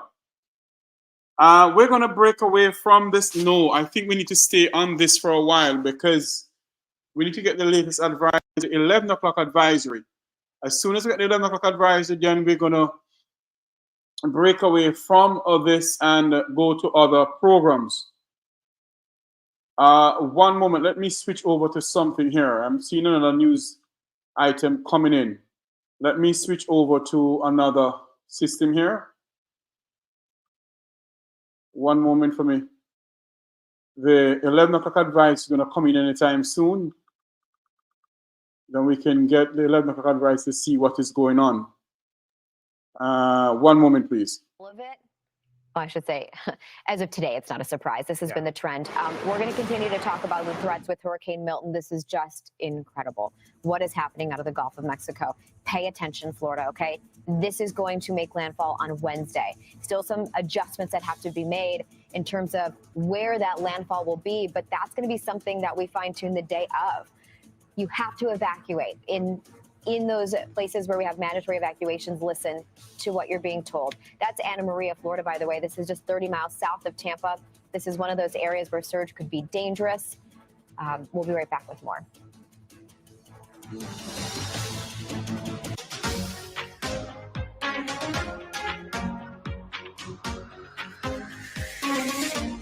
We're standing by to join the weather report pertaining to the 11 o'clock advisory. Based on what they're saying, it's now 11 o'clock. Based on what they're saying, that it is a possibility that Hurricane Milton may be upgraded to a Category 5 hurricane. That's what they're saying, that it is a possibility that Hurricane Milton may be upgraded to a Category 5 hurricane. And that's a very dangerous, catastrophic hurricane. So we're standing by to join the news pertaining to that. Okay, let me switch over to something here because there's a possibility that we may get this news from somewhere else. Let me go over here. Just a moment, please. Do not go anywhere. Let me go over to here as we track this hurricane here. Let us hear what's going on. 7 miles per hour. So we're right on the cusp, but I'm thinking by the next advisory, we might achieve that. So this is a major hurricane, not just a Cat 3 or a Cat 4, but borderline Cat 5 right now. And this is so fast. It may be, and I have to go find the data, but it may be one of the top 3 fastest intensification processy storms we've ever seen. So that should kind of let you know where we're at. Let's look at the 11 o'clock advisory. All right, maximum sustained winds, as mentioned, 155 miles an hour. Pressure is down to 933 millibars. I mean, just look at that pinhole eye. It's drifting off toward the south and east at about 9 miles an hour. This is absolutely how this was forecast to work. It's going to drift that direction and then kind of get picked up and brought toward Florida. So let's look at that brand new forecast cone. It gets awful close to the Yucatan Peninsula. And as Marquise had mentioned, later today, we anticipate a Category 5 with winds of about 165 miles an hour. Then it lifts up again away from the Yucatan Peninsula toward Florida and weakens just a touch. We think that the wind shear will pick up just a little bit and will impact the storm system. Again, a very dangerous hurricane, winds of 155, approaching Florida at 145, and then making landfall as either a strong Category 3 or a low-end Category 4 Wednesday, 8 p.m. Another notification from the Hurricane Center is that we nudged this cone back to the north just a little bit. That would bring this hurricane through our area as a potentially Category 2 hurricane, which would make it one of the stronger hurricanes we have seen on record move through central Florida. With the 11 o'clock advisory, the National Hurricane Center also extended inland the hurricane watches, now including Marion County, Lake, Orange, Seminole, Osceola, and Polk counties. And a hurricane watch means that hurricane conditions are possible within 48 hours' time. That's why we need to start working on those action plans. So for today, it's continuing to strengthen. It's expected to make landfall late in the day on Wednesday, and then on Thursday, the storm system exits the East Coast and moves away from us. But certainly, as we watch this storm system getting stronger and start honing in on our impacts, one thing so many are concerned about is the potential loss of power. Let's go over to meteorologist Mark. Thank you, Eric. Now we're about 2.5 days away from Milton making landfall, but this is likely going to cause numerous power outages, not just across central Florida, but nearly all across the Sunshine State, just due to how widespread that tropical wind field is going to be. In comparison to Helene, we saw Helene ride nearly parallel to the Atlantic coast before making landfall in the Big Bend area, but this system is going to come up I-75, likely run parallel to I-4, bringing those strong hurricane force winds inland, and it doesn't take much wind to cause a power outage. A tree branch that snaps and lands on a power line can do it, and we'll have wind speeds likely Cat 1 or maybe even Cat 2 strength moving across the I-4 corridor. So as we take you county by county, as Eric did mention, some of our inland communities are now under that hurricane watch, including Orange County here, where we'll watch out for wind gusts of up to 75 plus miles per hour. Also on top of that, we'll have 5 to 8 inches of rain possible. So we're watching out for those severe weather impacts of even possible tornadic spin-ups, flood risk, and of course, those strong and gusty winds. We'll see similar wind speeds further out towards the west across I-75 here in Sumter County from the Villages through Rutland, Bushnell. We can see gusts as high as 80 miles per hour or perhaps even greater. Now, the worst of the weather impacts are going to be between Wednesday night and Thursday, just after landfall, with Milton continuing to push towards the north and the east, and even in Ocala, if you're in Marion County, we can see winds as high as 80+ mile-per-hour gusts, and we'll have heavy rainfall on top of that. Now, we'll continue to take you county by county in the next 15 minutes and discuss other impacts, such as severe weather, the flood risk, and of course, the storm surge as you make your way closer to that landfall on Wednesday night. But we still have a lot of time to prepare between now and then. So it's time that you finalize those hurricane preparedness kits. Make sure you safeguard your homes and, of course, bring those outside materials indoors before Milton does arrive. That's certainly key here, is that there is still time to prepare. Marquise, thank you. Now, in just the last hour, Governor DeSantis and emergency officials gave us an update on the state's status for preparing for Milton. Yeah, one of the big topics he talked about was evacuating. Kevin Guthrie, who's the director of the Florida Emergency Management, was blunt about that this morning, and he told people along the Gulf Coast today they need to evacuate. I would highly recommend, if anybody has the means to do so, you have the capability of going to a hotel, staying with friends and families, get on the road today, wherever that might be. There's hoteling in Orlando. If you are 100% going to need to be dependent on power and you have the means to do so, you may want to consider a Jacksonville. It's likely that Jacksonville will not experience any type of power outage. So if you've got to be guaranteed power and you have the financial means, you may want to consider something a little bit further away. All right, we're still uncertain about the path of this storm, but one thing we can expect is power outages. So this is why power crews across Florida are making their final preparations as well. West 2's Bob Hazen just got an update from OUC. So Bob, what are officials telling you? Well, they've already moved into extended shifts for their linemen here at OUC. And just a little while ago, we got to go in the back here and check out where they keep all their bucket trucks and other equipment that they're getting ready to respond to this storm. And like you said, no big surprise, they are expecting some power outages to happen with this storm, plus some possible water issues, because of course OUC also does water for the city of Orlando and other areas. They're looking at where to station their crews during this storm and whether they need to ask for aid from outside agencies. All that's part of the discussions that's going on right now. Some of the linemen here actually just got back from helping restore power in Gainesville and Williston as well after Hurricane Helene. And I talked to them this morning. I asked about some of the dangers that they face. A lot of it is people hook up generators to their houses, and we have a problem with that because they can backfeed our power lines. Now, we wear gloves and we put grounds on, but somebody can crank it up and something might be missed. You know, nobody's perfect, but we try our best. But that's a huge risk with generators.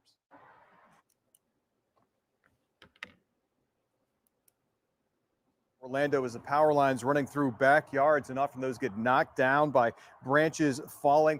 We also know that they're working 16-hour shifts here. A lot of them are tired from that previous work, but they say this is what they signed up for, and they are ready for this job. Reporting live in Orlando, Bob Hazen, West 2 News. All right, Bob, thank you. Almost every county in our area will have locations for you to get sandbags today. Orange County has a handful of sites in Orlando, Winter Park, Winter Garden, and Apopka. There are 4 sandbag locations opening in Brevard County, Wickham Park, Chain of Lakes Park, Mitch Ellington Park, and Eastern Florida State College's Palm Bay campus. Osceola County has 2 sandbag locations. One is at Osceola Heritage Park, and one is at Celebration Athletic and Recreation Complex. All right, parents are also wondering about what the plan is for their kids, and school and counties have already started canceling classes so far. So today, Volusia County schools will cancel after-school activities except for extended daycare. And then Osceola County schools will be closed Wednesday. Marion, Brevard, and Lake County schools will close Wednesday and Thursday. Orange County says they will announce a decision on cancellations today, so we'll keep you updated on that. Seminole, Flagler, and Sumter schools are monitoring the situation. As for our local colleges, UCF is suspending classes online and in person tomorrow through Thursday. Valencia College will also be closed those same days. Stetson University is canceling classes tomorrow and Wednesday ahead of fall break on Thursday.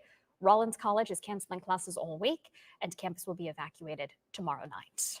All right, we talk a lot about the Gulf Coast and the threat of devastating storm surge, but a lot of communities that are more inland have also had some flooding concerns this morning as well. Especially in Edgewater, where neighborhoods already have standing water just from all the rain that we had seen. West 2's Pamela Combe is live in Edgewater this morning. Pamela, this area is trying, and we mean trying, to deal with this, but the time that we have is just not on their side. It's not, this storm is intensifying. It's getting closer to us. These residents have been going out to sandbag sites, trying to protect their homes, their garages, and city workers have also been working, trying to lower the flood risk. I want you guys to take a look right behind me. This is a berm that the city put up. If you take a look, this is an empty lot, but it kind of looks like a pond right now because of how much water it has. The last month or so, Edgewater has gotten so much water that this ground is so saturated. This is kind of spilling onto the road. So they had to put this berm up to protect the roads and protect people's homes. But even then, you can see that there is some standing water. They're going to be keeping an eye on this for the remainder of this storm. They'll continue. They actually just brought some more dirt and sand to make this berm a little bit longer. And they say that they'll be keeping an eye on things and continuing to work on that to just help with the flood issues. And some other things they've been doing, they've been cleaning out the culverts, the ditches. They've also been trimming down the trees. So they are doing a lot of work. And the mayor did tell us that water is flowing and draining like it's supposed to, but because the water and the ground is so saturated, of course, this is a huge concern. So we'll be keeping an eye on things for now. We'll also be talking to residents. We'll bring you a little bit more about what the mayor told us in the next hour. Reporting live in Edgewater, Pamela Combe, West 2 News. Real sense of that urgency there as you see all that standing water. Pamela, thank you. Volusia County could frankly get hit with lots of wind and rain. The county is working to determine where to deploy resources. Some teams are still out helping Hurricane Helene victims recover. Many people we spoke with in the area say they are not taking any chances. Lived in Florida my whole life. Deltona's a little flood prone, so just trying to be prepared.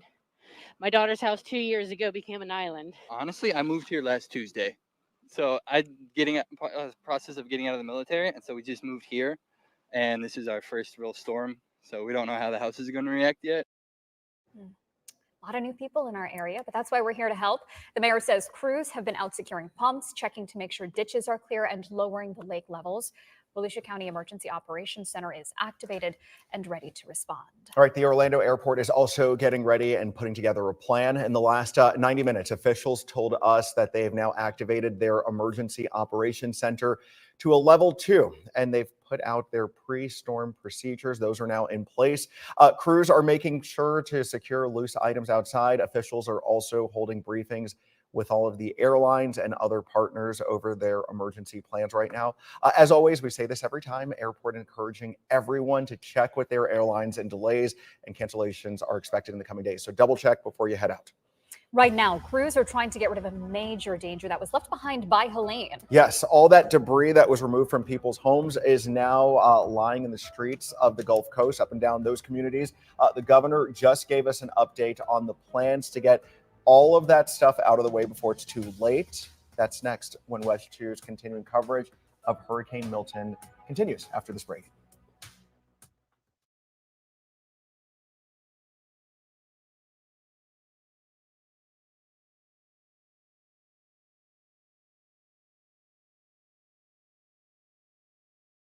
We're standing by for the latest update on Hurricane Milton. We're standing by for the latest update on Hurricane Milton. Just bear with us, please. As soon as we get that update, we'll pass it on to you. We're standing by for the latest update and on Hurricane Milton, on Hurricane Milton. So let's go over to this news conference that they're having, or this news brief, that is on.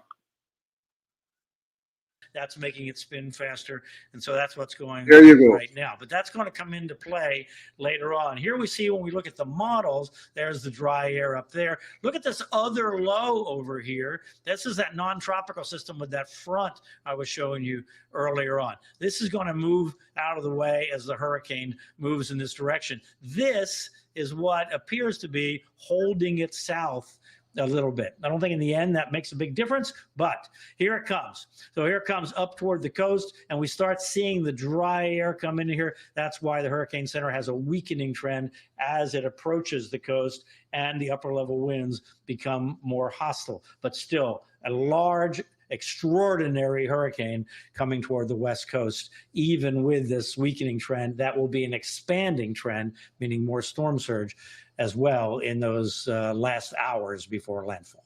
Guys?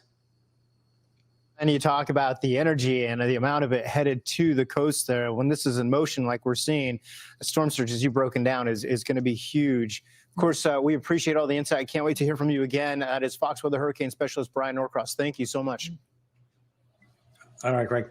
We're going to continue to track Milton. In fact, we're going to take it to the ground now because Tampa is recovering from Hurricane Helene. Remember the storm surge, the historical record-breaking surge we had in the Tampa Bay area?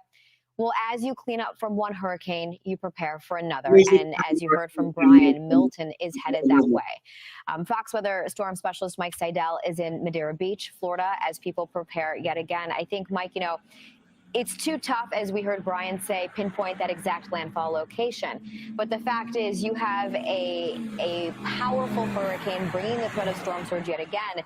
This is an area, Madeira Beach, where we do have evacuations that will be mandatory. Yes, and they're getting ready as best they can. We showed you earlier, and I want to pull up the tape. We'll run that tape from earlier. I believe it's ready to load and play on Fox Weather. The dump truck's getting a police escort coming down Gulf Boulevard with the sirens blaring. This is about an hour ago. It's the second one we've seen so far this morning coming down Gulf Boulevard. There had to be, with this one, at least 40 or 50 trucks that went by empty, and they're going north. They're going to get more debris and take it out to some landfill somewhere. I don't know exactly where, but away from the surge zone. There you go. You don't usually see police escorts or dump trucks. Meanwhile, here we go. Look at this. This is debris that's been put out here in the past 2 hours. We walked down the sidewalk this morning at 8 a.m. Eastern. It was not here, and they had a bobcat out here bringing more debris out here. And in the distance, there's more debris. And from there down, it's non-stop. It's just continuous. And what they're trying to do is get this out of the way because we've got another big surge due in here on Wednesday night, 8 to 12 feet here. That's the forecast right now. That could go up. And we also have the wind. So we've got all this debris that can float around and get picked up by the wind, and they're trying to clean it up as best they can. Something I want to point out across the street, which I just noticed where they boarded up here at this dentist office. Look at that. Look at that piece of lumber. 04, Charlie Francis. Then you go 017, that was Irma. I was in Miami for that. And then you got Jose, you've got Ian from 2 years ago. We were down at Fort Myers, the beach and the causeway. Boy, that was nasty. A 5 kept coming in as a 4. And then you had Helene from, 10 days ago. So what we got now, they're going to have to add on their Milton when they get back or when they use that again. Hopefully, they will not have to board up again after this one. My gosh, can you imagine? So that piece of lumber has seen a lot of action, a lot of wind, a lot of surge. And unfortunately, the water is going to come up again. It'll cross the highway. That's almost a given.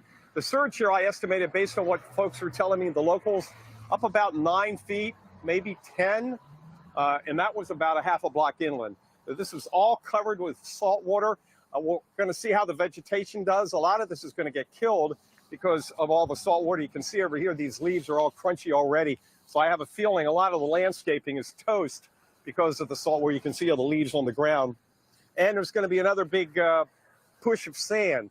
We'll come down here and show you what we've got going. Ben, my photographer, Ben West, and we'll show you the sand that came from all this, from Gulf Boulevard and even a block and a half inland. They pushed it all into this parking lot. And here it is.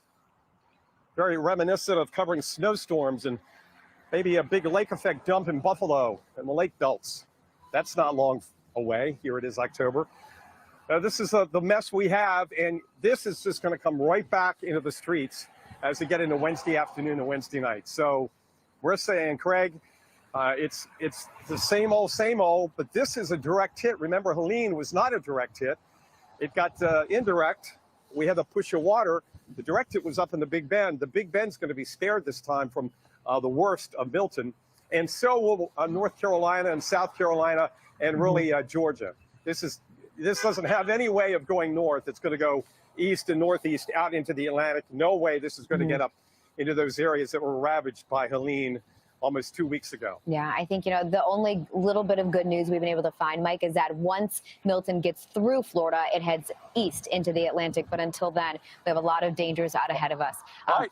Yeah, Fox But weather. You may have noticed on the 11 a.m. update that when it makes landfall Wednesday evening, it's a 125-mile-an-hour Cat 3 versus what it's going to be tomorrow, 160-mile-an-hour or higher Cat 5. If there's any glimmer of hope, a 5 versus a mid-range 3 is much better. I don't know how that's going to impact the surge. I think the surge is going to still be terrific and catastrophic, but at least the wind's going to back off a little bit, maybe some 30 to 40 miles an hour before landfall Wednesday evening. Yeah, if we can bring down the wind a little bit, because that's what you tend to see further inland. But of course, the surge at the coast is why they want people to evacuate, because either way, it could be very dangerous, if not life-threatening. Fox Weather Storm Specialist Mike Seidel, always great to check in with you and bring us that perspective, Mike, because it's still very raw from Helene in many of these areas in the southeast. Thank you, Mike. And you can bet our coverage of Hurricane Milton, it is going to continue here on Fox Weather. We are talking about Hurricane Milton, expected to slam into the Florida Gulf Coast as a major hurricane. There's a look at the forecast cone from the National Hurricane Center as Mike was speaking to it. We're expecting this to become a Category 5 before the day is over, and then gradual weakening. But storm surge, that threat will not go away, and it will be worse closer to that point of landfall. All things that will continue to bring to you those really big details that come from the National Hurricane Center with every update that we get. We're following it closely. Weather Command, we'll be right back.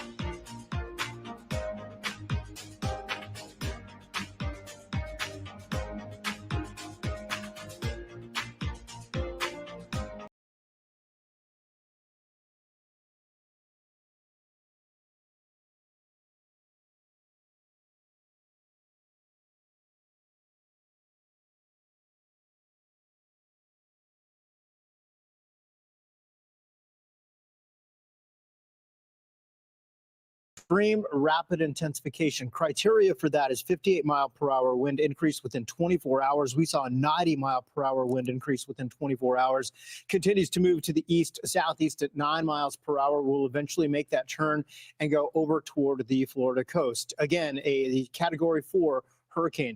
Key messages coming from the National Hurricane Center. One of them saying increased risk of life-threatening storm surge and damaging winds for portions of the west coast of the Florida Peninsula beginning Tuesday night or early Wednesday morning. When you look at the pressure history, look at the incredible drop down to 933 millibars with the latest advisory coming in from the National Hurricane Center. As it moves over into the Gulf of Mexico, it is expected to weaken a bit, but it's all about the impacts. The impacts are going to be there no matter what, and that does include storm surge. That does include gusty winds. The hurricane watch now goes well inland, including Orlando, where we are likely to see some power outages widespread for some major cities, including Orlando, Tampa, Sarasota, Fort Myers, Naples, and all communities within that. You'll see the cone there. That's where we expect somewhere for the center of the storm to make impact landfall.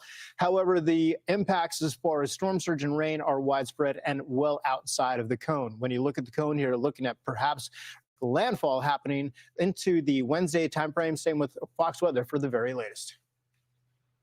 All right, while Hurricane Milton heads towards Florida, North Carolina enters its second weekend of recovery after Helene. Helene left several communities in western North Carolina and the Appalachians unrecognizable. All in the aftermath, we continue to look for the missing.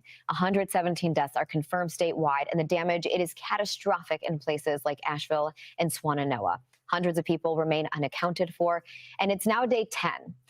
Over 130,000 people are still without power across the state, and some local leaders there warned that it could take weeks to get the lights back on in some spots, despite the restoration efforts. Fox Weather's Brandy Campbell is in Swannanoa, North Carolina. Brandy, for those that aren't sure of it, Swannanoa within the same county of Asheville, that's in Buncombe County, where we had a majority of the deaths. And when I think about an impending hurricane for Florida, you do look to areas like the Carolinas that are still looking for loved ones, still in the dark, still dealing with mass destruction. But the good news, at least for the Carolinas, the moisture will stay to the south. Either way, though, it's just this nightmare that won't end for them. Yeah, I'm sure that is a big relief for the folks to know that they don't have any incoming threats, but really, I mean, just looking at what they have going on, like you mentioned, this is enough for them. So we are not far from the Swannanoa River that became pretty much a raging rapid as Helene passed over the area. So just sending things flowing downstream throughout the community, homes, moved to different areas or in the river. Still, there are some buildings in the river at this point, or cars. I mean, you can see this pile in front of us. It's a lot of wood. It looks like material that homes were made out of, and it's all covered with thick mud, pretty much. A lot of things are still covered with mud at this point. And we have more footage showing what it looks like in other parts of town, where you can see other buildings and homes, how they have been destroyed, or cars that are still stuck in water. Roads are destroyed. You have power lines that are down. So all of this causing so many issues. And of course, what hurts the most is the lives that are lost. So at least 232 deaths confirmed across the Southeast, 72 of those here in Buncombe County, where they are still searching for people. Urban Search and Rescue, they have 14 teams out. They say 90% of their search is done, but the areas with severe damage will take much longer to complete. They're having to use K9 units to search through debris that they say they know have missing people inside of.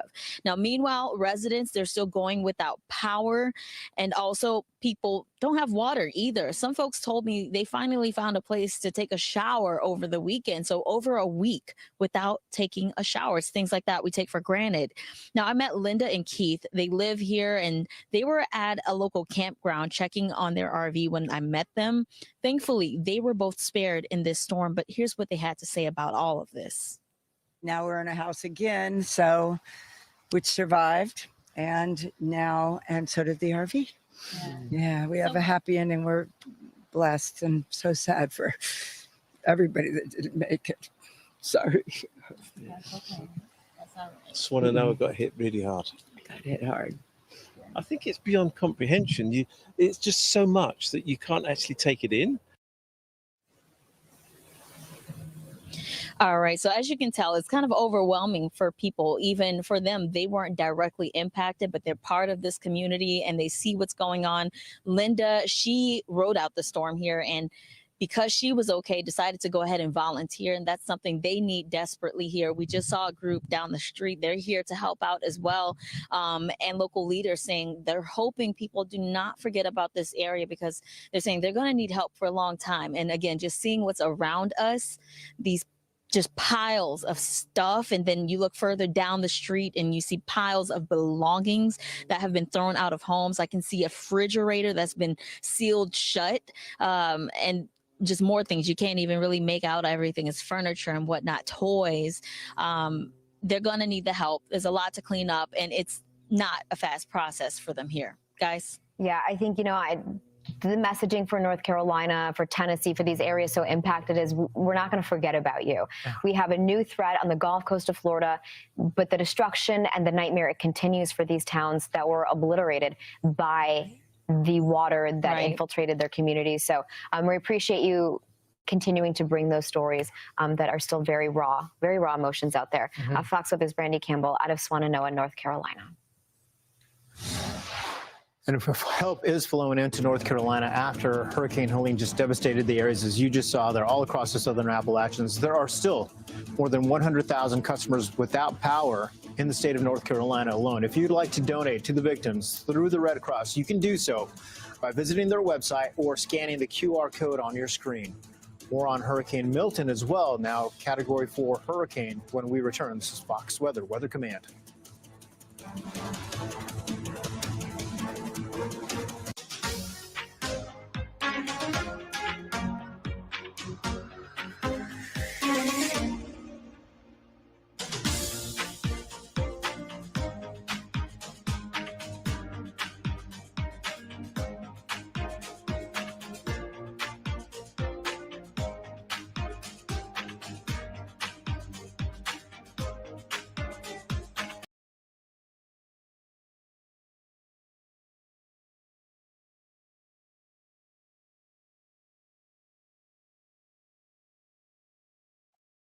You're just joining us. We're still giving you live coverage of tracking Hurricane Milton.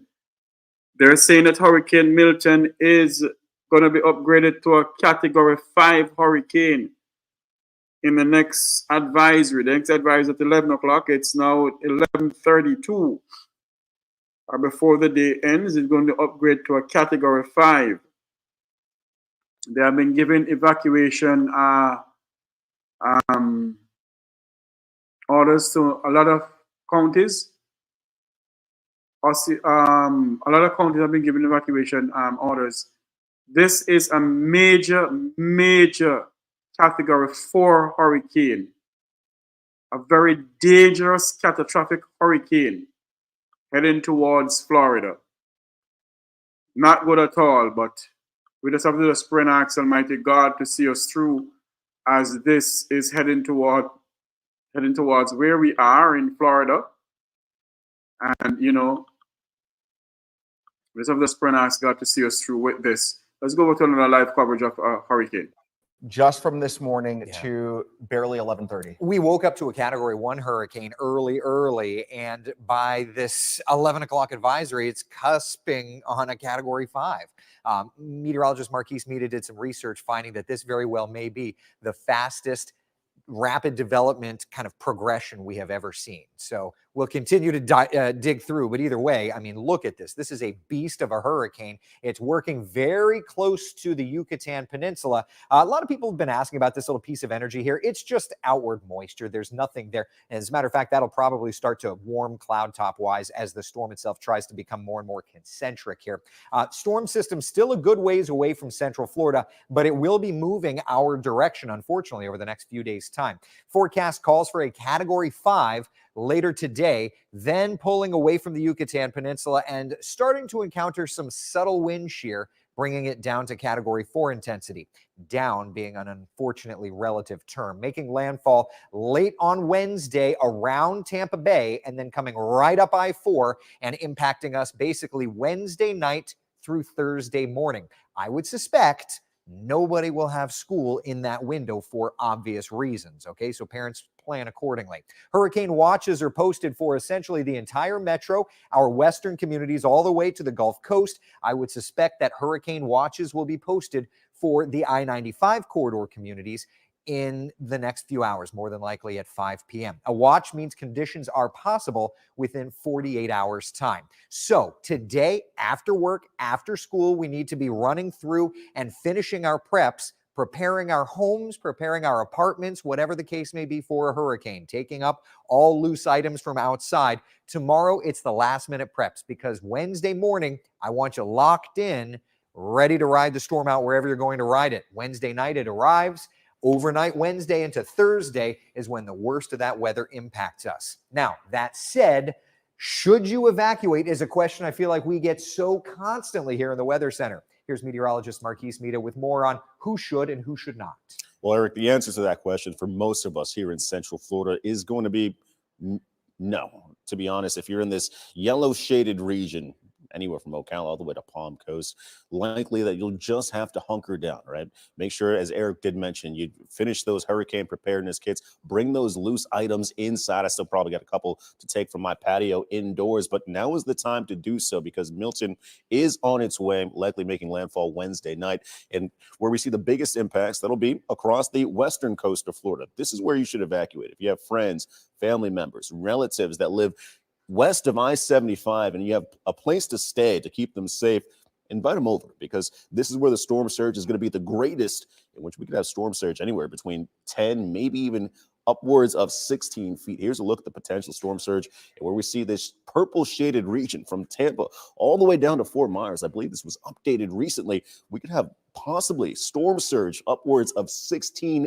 feet. And it doesn't take much for storm surge to impact your day. In fact, just a cubic box of water, a box that measures 3 feet in all directions. Well, that's about 1,700 pounds of force. That's enough to lift and float a small car, and 16 feet of storm surge can certainly do some damage. Of course, here in Central Florida, storm surge isn't going to be one of our biggest concerns, but we will still see the impacts of strong hurricane force winds of 80 plus miles per hour if you're in Lake County, encompassing Leesburg and Claremont. And we could also topple in 5 to 8 inches of rainfall with those strong hurricane force winds, which is why we've updated those hurricane watches, as Eric had mentioned, including Seminole County, Sanford, Longwood, Chuliota. You guys can also see Category 1 force winds of 75 mile per hour gusts or greater. And then on the back end, across our eastern communities, we'll also have that risk. You're not under the watch yet, but as time goes on, you'll likely see that watch extend across Flagler County, in which we can see gusts of up to 75 plus miles per hour. Mountain Volusia County, we've seen consistent rain so far today coming in off the east, which is why we're under a flood watch currently, and we certainly have much more rain to get through. But I believe one of the strongest impacts won't just be the rain, but also the winds, in which we see those hurricane watches extending across Central Florida. And we'll have an update on that coming up in the next 15 minutes.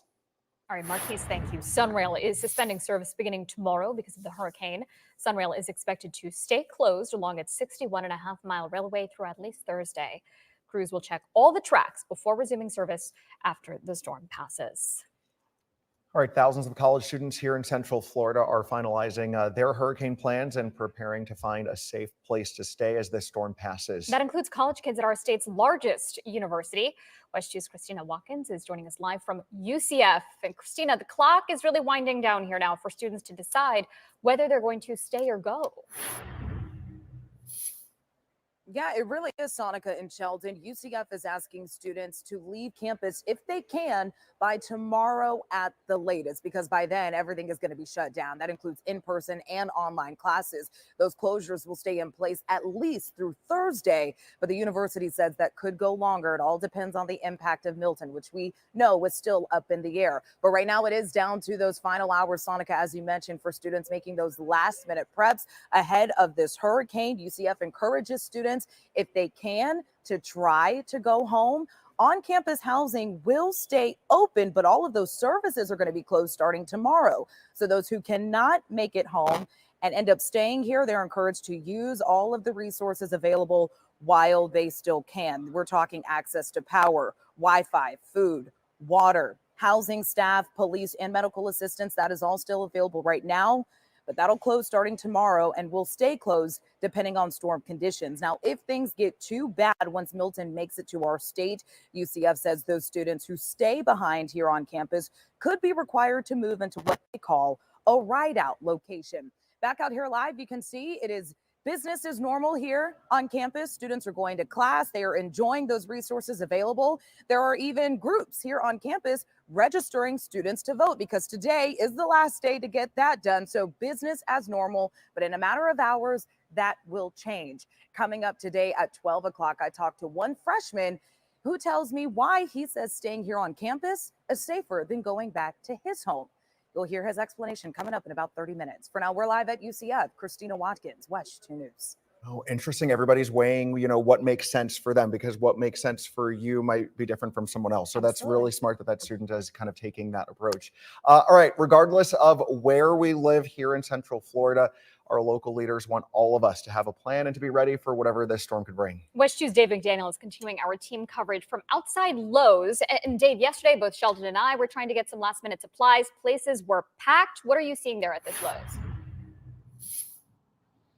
It's really kind of a moderate flow here. Certainly business is steady here at the Lowe's store in Altamont Springs. And of course, people are looking to buy really what you would expect. And here at Lowe's, like a lot of the home improvement big box stores, they have most of their storm supplies right at the very front of the store. And one of the key things, of course, is bottled water. We saw a pallet being brought from the back up to the very front of the store because that is going very, very quickly. They also have tarps, and they have sandbags as well, sturdy plastic window covers that bolt onto your window to give you a little bit more protection so the glass doesn't break from flying debris. These happen to be clear so you can still get light into your home. They also have, camp fuel for your camp stove because that might end up being your only stove, power cords, splitters so you can plug in multiple devices, heavy duty coolers that you can load with ice so you can keep perishables from spoiling if you do lose power and you don't have a generator to power up your refrigerator. Now, gas cans and generators are the hardest things to keep in stock, but we're told they have supply trucks that will continue to show up here at this store. Luckily, as a company, they project what's coming and they keep us stocked pretty well. So I'm not having a lot of trouble keeping up with people's demands.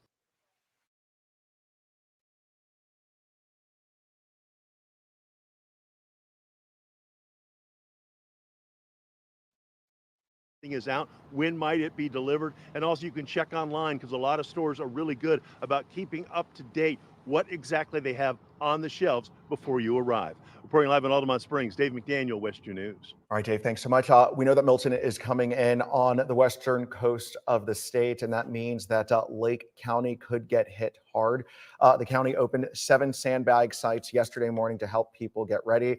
Emergency and Management Director Megan Melanese says that it's been a busy month with 2 back-to-back hurricanes, but people are listening to the warnings. I mean, we've been asking folks to get ready throughout the season. We started that as soon as the season started. And I think that folks have kind of taken that in mind, and they prepared for Debbie, they prepared for Helene, and now they got to get prepared again for Milton. All right, Lake County is also calling people who are on their special needs registry. They're checking in with these folks, making sure that they know about the storm, what's coming our way, and finalizing their plans. As of this morning, there are no evacuations effect in Osceola County, but residents in flood-prone areas or mobile homes should have a plan. That's what leaders are saying. 8 shelters are opening at 5 tomorrow. Most of them are pet-friendly, and there is also a special needs shelter opening at noon at the Osceola Council on Aging in Kissimmee.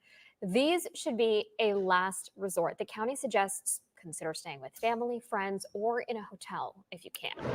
And there are hotels that are now activating distress rates. The Rosen Hotels and Resorts are lowering prices so people who need to evacuate have somewhere else to go. Rates at some of these hotels will go for about $70 a night. And we have posted some of those locations on your screen. Rosen Hotels does not charge an additional pet fee during hurricanes. Just so thoughtful that they are doing this proactively to help families as everyone's making their plan today and this afternoon and tomorrow. Also, now is a great time to download our free WESH 2 News mobile app. This is a great place to find more resources on storm preparations and to watch our continuous coverage of this storm, even if you lose power. Maybe if you're watching us to keep your family posted. If you live out of state and want to keep your Central Florida relatives in the know, download that app as well. We'll have another check on the tropics and the latest track of the storm coming up after the break.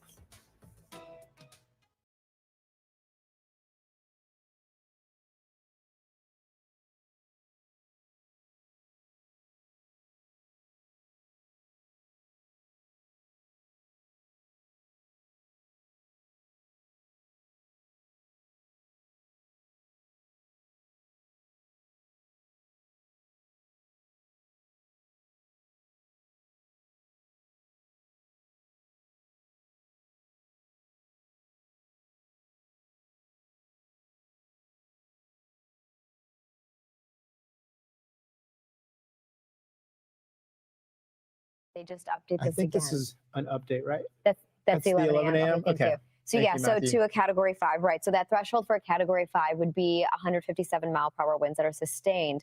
So we would exceed that. One of the things that we wanted to talk to Brian about, that I'm sure he'll talk about, was could we get any land interaction with the eye of Milton to maybe weaken it a little bit? Are we going to get close enough to the landmass, to the Yucatan Peninsula? You have hurricane warnings all throughout here, by the way. That is where we're going to feel the first of it. But I don't know if it's going to be able to do anything because Especially so if it's many other that things. tight, right? It's that tight, and you got a lot of things working in its favor when it comes to atmospheric conditions. Absolutely. And warm water. Exactly. And the warm water's all there. There's a lot of moist air around it too. Yeah. So it's just feeding off of that. It's just like everything is perfect for it. There's drier to the north and south, but it's not really interacting there. As you look at the cone there and you can take a look at where the center of the storm could be, it's something that we drive, the message we drive with the National Hurricane Center, something we drive here at Fox Weather, and that is that you have got to focus in on the impacts. The impacts being the storm surge, the rain, and a lot of this, it depends on where it goes, how far north it goes, but this is the ready, set, go map. And on the red, think of it maybe like a traffic light. Red, stop. Stop what you're doing. Make sure that you're ready to finalize everything that you need to evacuate if told to do so, if you haven't already been told to do so. You're going to run out of time. And Milton is actually the M-named storm that replaced Michael. And that made landfall in 2018 on October 10th. So Milton would be making landfall about a year, or almost a year, one day before the anniversary of Michael. But the reason I bring up Michael is because I remember a lot of people use that as a barometer, Craig. And I remember Brian Norcross talking about people decided to evacuate too late along from the coast, and they got caught up in the surge and they didn't make it out. And so this is why we say you have to pay attention to evacuation orders, count on traffic.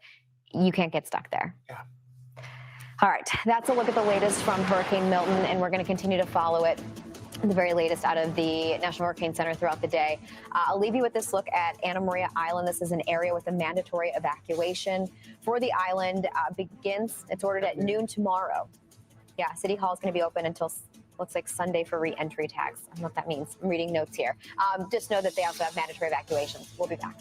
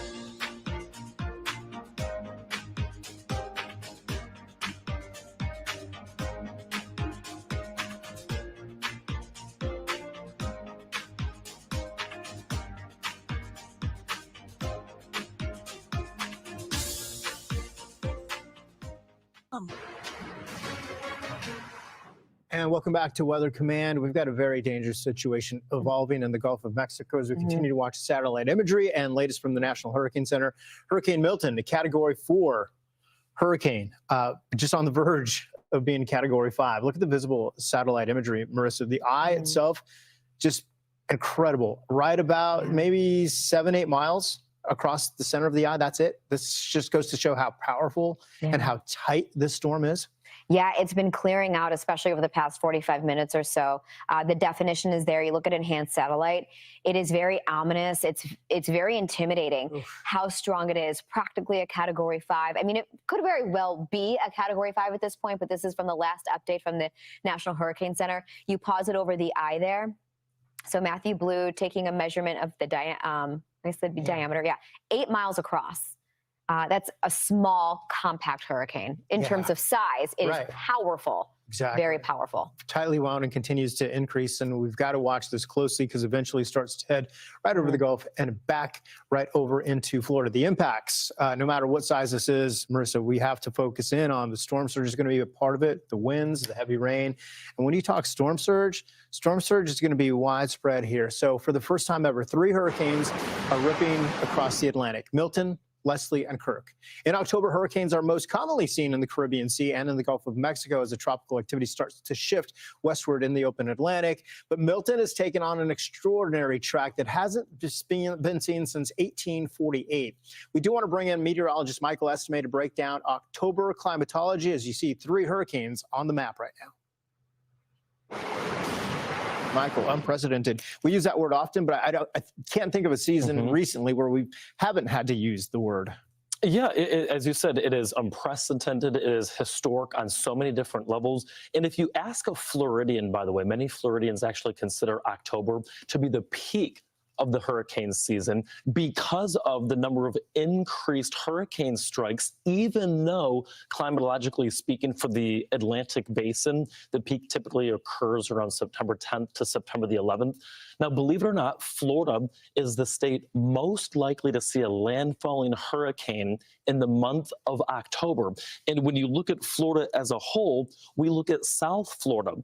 In October, it is the month with the most number of hurricane direct hits. Again, that would be in South Florida. You look at averages as well. And on average, 1 hurricane forms every year in October. So again, we've already seen that take place. And again, it's happening as we speak. From 1851 to 2016, we actually had 32 hurricanes that made landfall in Florida in the month of October. And you look at, all right, well, that's Florida. What about the rest of the contiguous United States, right? Well, believe it or not, the state with the second highest number of October landfalls, that in Louisiana, they average about 9. Now, it becomes a lot more difficult for hurricanes, as you know, to actually make landfall further north in October just because of the upper level wind patterns. Those start to change. We have our jet stream that slides a lot further down toward the south. I want to show you a couple of videos here, too.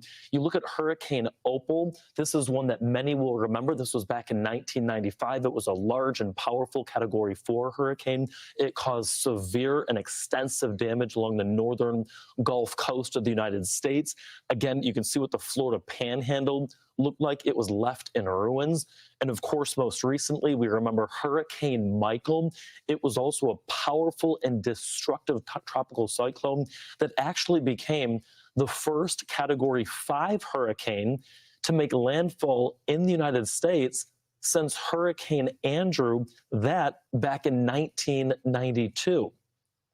2017, let's talk about it. This was when Hurricane Nate, it was an Atlantic hurricane, which was the costliest natural disaster in Costa Rican history.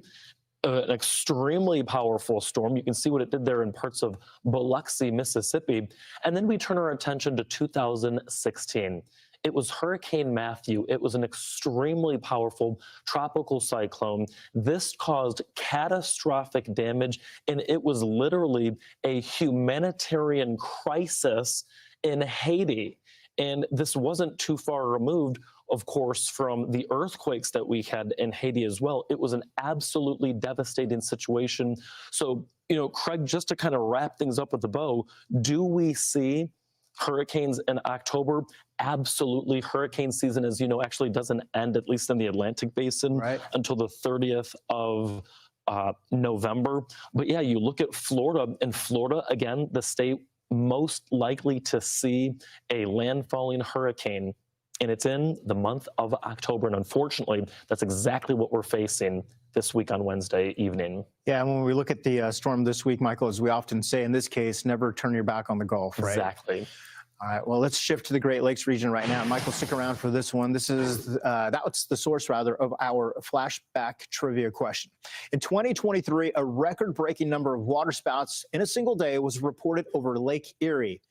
How many waterspouts were reported in a 24-hour period? Was it 50, 110, 188, or 200? All right. So believe it or not, guys, I actually used to live in Cleveland, Ohio. Oh, that's right. Yeah, I worked there for 4 years. So I know the answer is not A, and I know it's not D. I'm going between B and C. I'm thinking it was actually 188. I have no idea, though. Yeah, I actually do know the answer. Oh. we have to prep before anyway, Yeah. so I did see it. Go ahead, Craig. So the answer, for those of you watching, was actually 188. Oh, it was? Okay. Which is That doesn't surprise me. Number. Yeah. A wild number. And when you think about it, there might have been more. This was last October. They had a significant fall boundary that helped cool the air and trigger this event that went on. The water temperatures were in the 70s. Combine that with cooler, moist air, it helped produce ideal conditions for this waterspout outbreak, and you can see some pictures there. Officials, they say 188 waterspouts were spotted, but like we said, that number may actually be even higher because some maybe were undetected. And waterspout season, guess what? It runs from August through October, and that's when the waters typically experience, or the lakes rather, experience some of their warmest water temperatures of the year.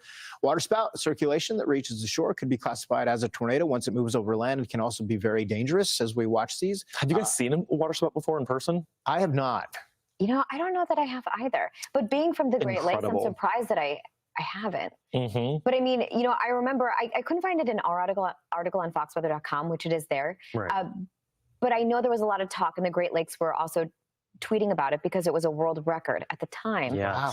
At least preliminary for waterspouts in one given stretch of time. And breaking news here at Fox Weather, we now have a Category 5 hurricane, Hurricane Milton. The pressure has dropped from 933 millibars at the 11 a.m. advisory. This is the new special advisory from the National Hurricane Center. Pressure has dropped to 925 millibars, winds at 160 miles per hour, making Milton a Category 5 powerful hurricane, churning just north and west of the Yucatan Peninsula. As we take a look at this, it's data from the Air Force Reserve Hurricane Hunters. They indicate that Milton has strengthened to that Category 5 with those maximum sustained winds at 160 miles per hour. It is sitting 735 miles southwest of Tampa, Florida. And again, the pressure has dropped. This storm has gone through extreme rapid intensification. That is qualified when we have winds of 58 miles per hour or greater within 24 hours. This thing has done even better than that at 1.90 mile per hour increase in winds within 24 hours. So this is a special advisory coming in from the National Hurricane Center. You can see the well-defined eye of Milton, Hurricane Milton Category 5 at this point. A lot of energy with this one. And take a look at Milton's wind history. At 5 o'clock this morning, the winds were at 100 miles per hour, quickly jumped up to 160 miles per hour. If you have missed a lot of the news over the weekend, we went to something that was unnamed, to a tropical storm Sunday morning, to a hurricane as we went through late Sunday evening. Forecast track as the new track continues. We'll wait for this to come in from the National Hurricane Center, still having impacts on Florida. Now you'll notice it will decrease in intensity when it makes landfall Wednesday. That shouldn't matter. What should matter to you is going to be the amount of storm surge. This is the most aggressive storm surge forecast for the Tampa area. Of course, we watch this one closely, and when you look at the enhanced satellite imagery, a perfect center of circulation, only about 8 miles wide as this continues to intensify.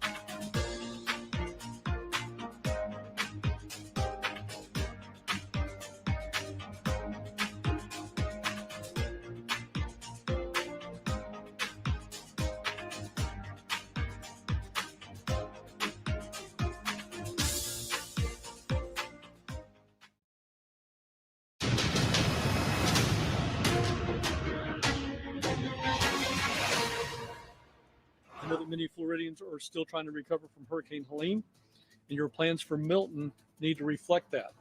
I urge Floridians to finalize your storm preparations now, enact your plan. I highly encourage you to evacuate. We are preparing, and I have the State Emergency Response Team preparing for the largest evacuation that we have seen, most likely since 2017 Hurricane Irma. Well, we now have a Category 5 storm. I'm talking about Hurricane Milton. It is in the western Gulf of Mexico. It's a small, compact storm, but this one is going to be likely historic for parts of Florida. Mandatory evacuations are underway in Florida, by the way. The Tampa area could be right in the bullseye as Hurricane Milton rapidly intensifies. I'm Ari Sarsolari, by the way, in for Bob Van Dillen, and here is a look at what Milton looks like right now. It went from a 100-mile-per-hour storm at 5 a.m. today to now a 160-mile-per-hour storm. That is now a Category 5. Now, it is supposed to weaken a little bit before it gets to the coast, but we're still going to have some huge impacts. Again, historic impacts likely. There's still some uncertainty as far as where exactly it's going to make landfall. And of course, the devil's going to be in the details, but somebody along that western Florida coast is going to take a devastating hit from this hurricane. Unbelievable to see this just really not long after we just dealt with Hurricane Helene, which was one of the worst natural disasters in modern history. I want to bring in our hurricane specialist, Brian Norcross. You know, Brian, I remember with Helene, I specifically remember I asked you, is this going to be a worst case scenario for Tampa? And you said no. And you drew in a line telling me and kind of teaching me what the worst case scenario would be for Tampa, which is a tract just north of Tampa Bay. And that looks like it's at least a possibility with this one, isn't it? Yeah, the big question for everybody in that region, obviously, is this going north of the mouth of Tampa Bay or south? They think of Tampa Bay as a catcher's mitt.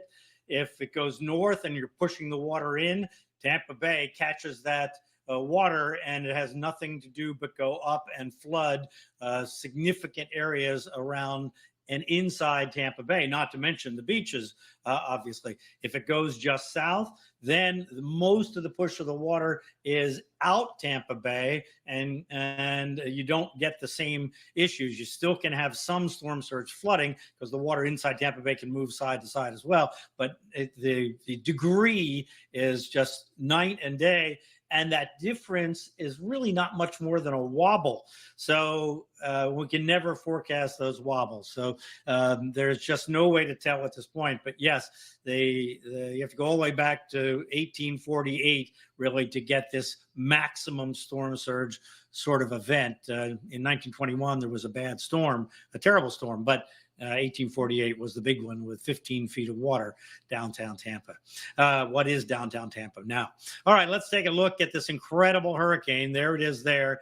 Hurricane Center now getting reports from hurricane hunters of 160-mile-an-hour winds, bottom falling out of the pressure, this spectacular, extreme rapid intensification that doesn't very often happen. This is the third time I've seen it in my time doing this with this kind of super fast intensification. Hurricane Wilma in 2005 and Hurricane Felix moved through the Caribbean and did this kind of thing.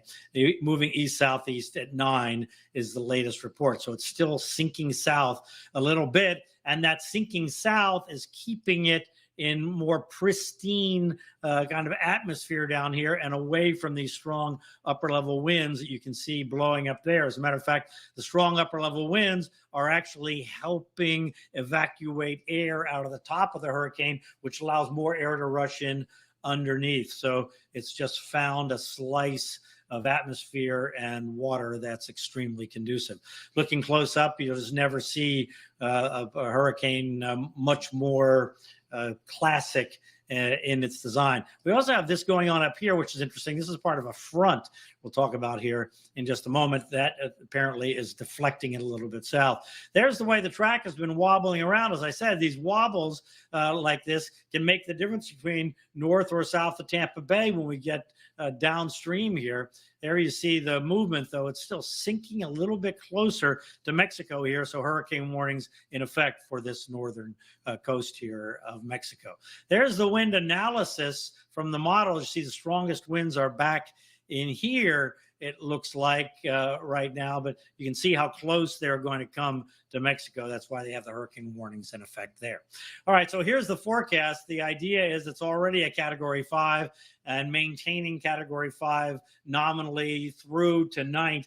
Storms that are this intense can't keep going. It's like a top. If you spin a top, yes, it spins, but eventually it starts wobbling. And that's what happens with hurricanes. So the thinking is that over the next day or so, even though the atmospheric conditions here look conducive, maybe it'll interact with northern Mexico a little bit. Some factors may come into play, internal factors that weaken it some and create some weakening as it slowly makes the turn and then picks up speed in the direction of Florida. So Hurricane Center is thinking, even though the conditions here really look extremely conducive, that internal processes within the storm might weaken the top winds, but expand the size of the diameter of the circulation, which means starts moving more water in the direction of Florida, more storm surge with a bigger storm. As we just went through with Helene, Helene was a very large storm, and that's why even though when it passed much of Florida, it wasn't at peak intensity, and it was the back side of the storm pushing the water, because it was so big, it created that big storm surge. This will be in a more exact kind of trajectory to produce giant storm surge and get bigger. So this is why we have these extreme storm surge forecasts all the way down the West Coast. So the current thinking is that as it's approaching on Wednesday morning hours, it's 145 nominally, and then weakening as it approaches the coast, because the whole atmospheric environment is going to be changing at that time, and that process may weaken those peak winds but expand out the storm. Think of it as the hurricane unraveling some. Well, unfortunately, unraveling means more storm surge farther away from the center. So yes, the center is critical, where the center comes ashore. If it comes ashore just north of Tampa Bay, that puts that maximum storm surge, now forecasting up to 12 feet in and around the entire Tampa Bay area, over the beaches, lots of areas. We'll look at in more detail in a second. And but if it comes in farther south, then obviously higher storm surge in the Fort Myers, Charlotte County, Charlotte Harbor, Naples area, and it's just too close to call exactly where it's going to maneuver around the Tampa Bay area. And I don't think, honestly, we're going to know until Wednesday. So all this action that's going to have to be taken is going to have to be taken with the idea that this could happen, this worst case sort of thing could happen for Tampa Bay. And then it moves on across the state and weakens. They still have a 90-mile-an-hour hurricane here. And by the way, we haven't talked about this, but if the storm goes out this way, nominally as forecast, the winds are coming around like this. And because of those strong upper level winds, this part of the storm is going to be very strong. We're going to have to talk about the possibility of storm surge around North Florida, down the St. Johns River, even into Georgia, perhaps southeast Georgia, for storm surge and strong winds. So that'll be downstream a little bit, outside of the window that we're currently have the watches issued. So hurricane watches for Orlando, up to Cedar Key, down to Naples, all these millions and millions and millions of people to be ready for the idea of a hurricane. In Orlando, what should you be thinking? You should be thinking, if you were there 2004 for Hurricane Charlie, think about Hurricane Charlie, but in a larger area, all of the Orlando metropolitan area in this case. We have never seen a storm like this in modern times here north of Charlotte County, where Hurricane Ian hit, obviously, on up to south of Cedar Key. We have not, this would be an entirely new modern phenomena and historic in that part of Florida. Storm surge watches means be aware and ready of life-threatening storm surge on the entire west coast of Florida. These will be fine-tuned a little bit with the warnings, but I think the warning will be in exactly the same place. And the biggest point here is, notice this is outside the cone. This is a don't focus on the cone situation. The cone is going to narrow as the storm gets closer in terms of where the center goes, but that's not going to change where the effects are, as we saw in Ian, as we saw in Helene, and as we're going to see in Milton. There's no question about it.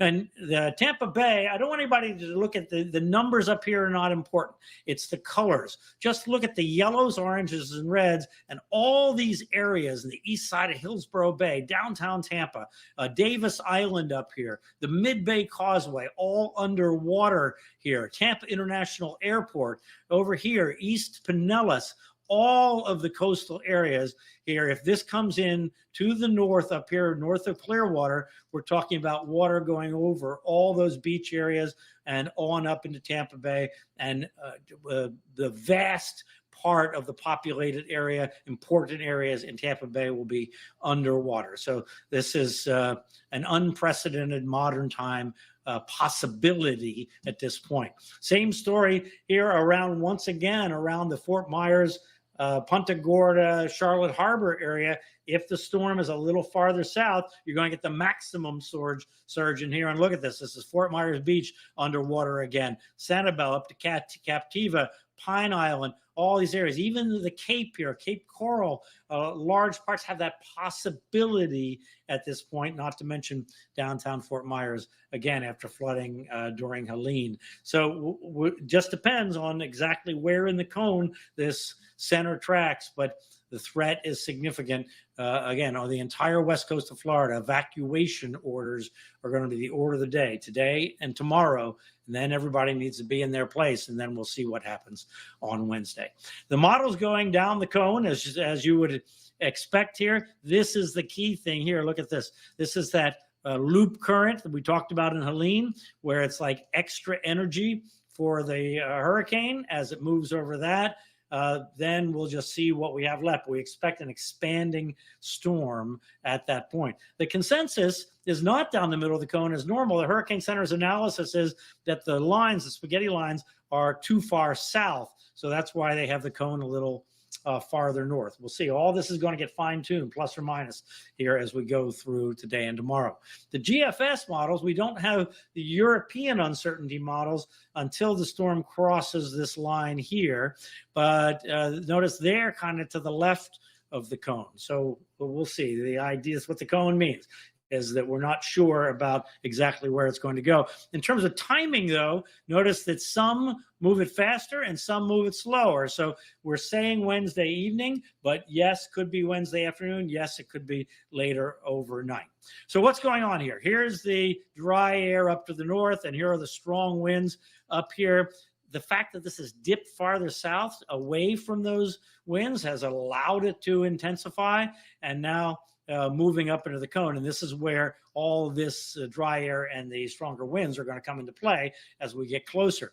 Here you see that other low pressure system over in here. It's going to move out of the way. Watch the dry air. The browns are the dry air. There's the hurricane. Okay, let's go forward in time here. This is today. Now let's going to move on up to Wednesday afternoon. And here, what do you see here? Well, we see the dry air wrapping in, part of that weakening process that is forecast. We also notice the very strong dark greens up here. This is where the strongest thunderstorms are going to be because of those strong upper level winds that we talked about, essentially energizing the north part of the storm. So strong winds, very heavy rain, flooding rain up there, and then we're going to watch for possibility of storm surge as well on that northern side. On the southern side, the storm expands out. So now we have storm surge threats all the way down the coast. In the Keys, maybe 1 to 3 feet of water rise. The southeast coast, gusty winds Wednesday into Thursday, but no significant storm surge threat, maybe some water rise south to north Wednesday night into Thursday. There are those strong upper level winds we talked about to help weaken the storm, but expand it out, which just widens the storm surge threat. Ari, there's just so much to talk about, but the bottom line is that evacuation orders are being issued. Evacuations are made for storm surge. They don't want people cut off. They don't want people to drown, obviously, in their homes, and all that is going to be a possibility. So the evacuation order is really the most important information that people can get for their local area right now.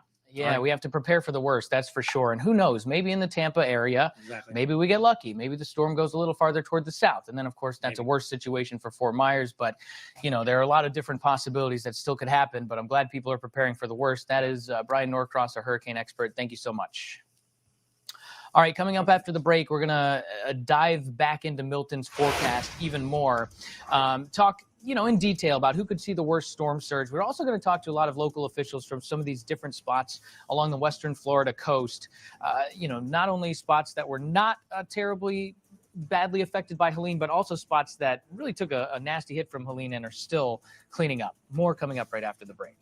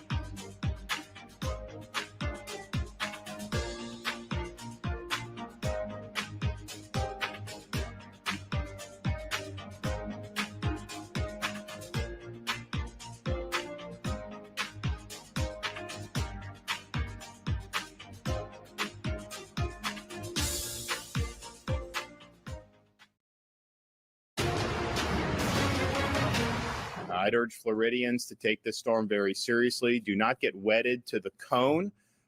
If you're on the west coast of the Florida Peninsula, you could potentially have major impacts from this storm. Yeah, that's Florida Governor Ron DeSantis urging people to be ready across the state. Now, today's forecast cone is not going to look the same tomorrow. Okay, there's still a lot of uncertainty. So here's the deal. Now is the time to prepare for Hurricane Milton. This is all coming together very quickly.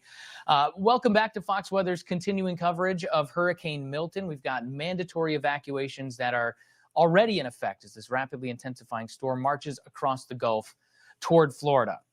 Now, more than 6 million Floridians are under a hurricane watch right now, from Naples all the way up through Tampa, up to the Big Bend.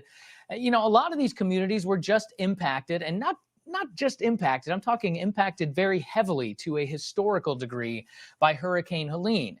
And this could be potentially more catastrophic for some of those spots along the west coast of Florida. Hurricane Milton, of course, racing toward Florida less than 2 weeks after the state got hit with Helene. Fort Myers is one city that saw some very intense storm surge. And so joining us now is Kevin Anderson, the mayor of Fort Myers. First off, thanks a lot for the time here. And, you know, this is obviously not a good forecast to be looking at. There's still some uncertainty as far as where exactly is the center of the storm going to come in? How bad is it exactly going to be in Fort Myers? But I think you guys are guaranteed some pretty solid storm surge either way. First off, how are you guys doing with the recovery efforts after Helene? Where do we stand as far as that goes? We were fortunate being about 15, 18 miles upriver from the Gulf. We didn't quite get the flooding or the storm surge that the beaches and the islands got. So our recovery was rather quick. You know, what was unfortunate is that recovery came on the tails of the recovery from Hurricane Ian.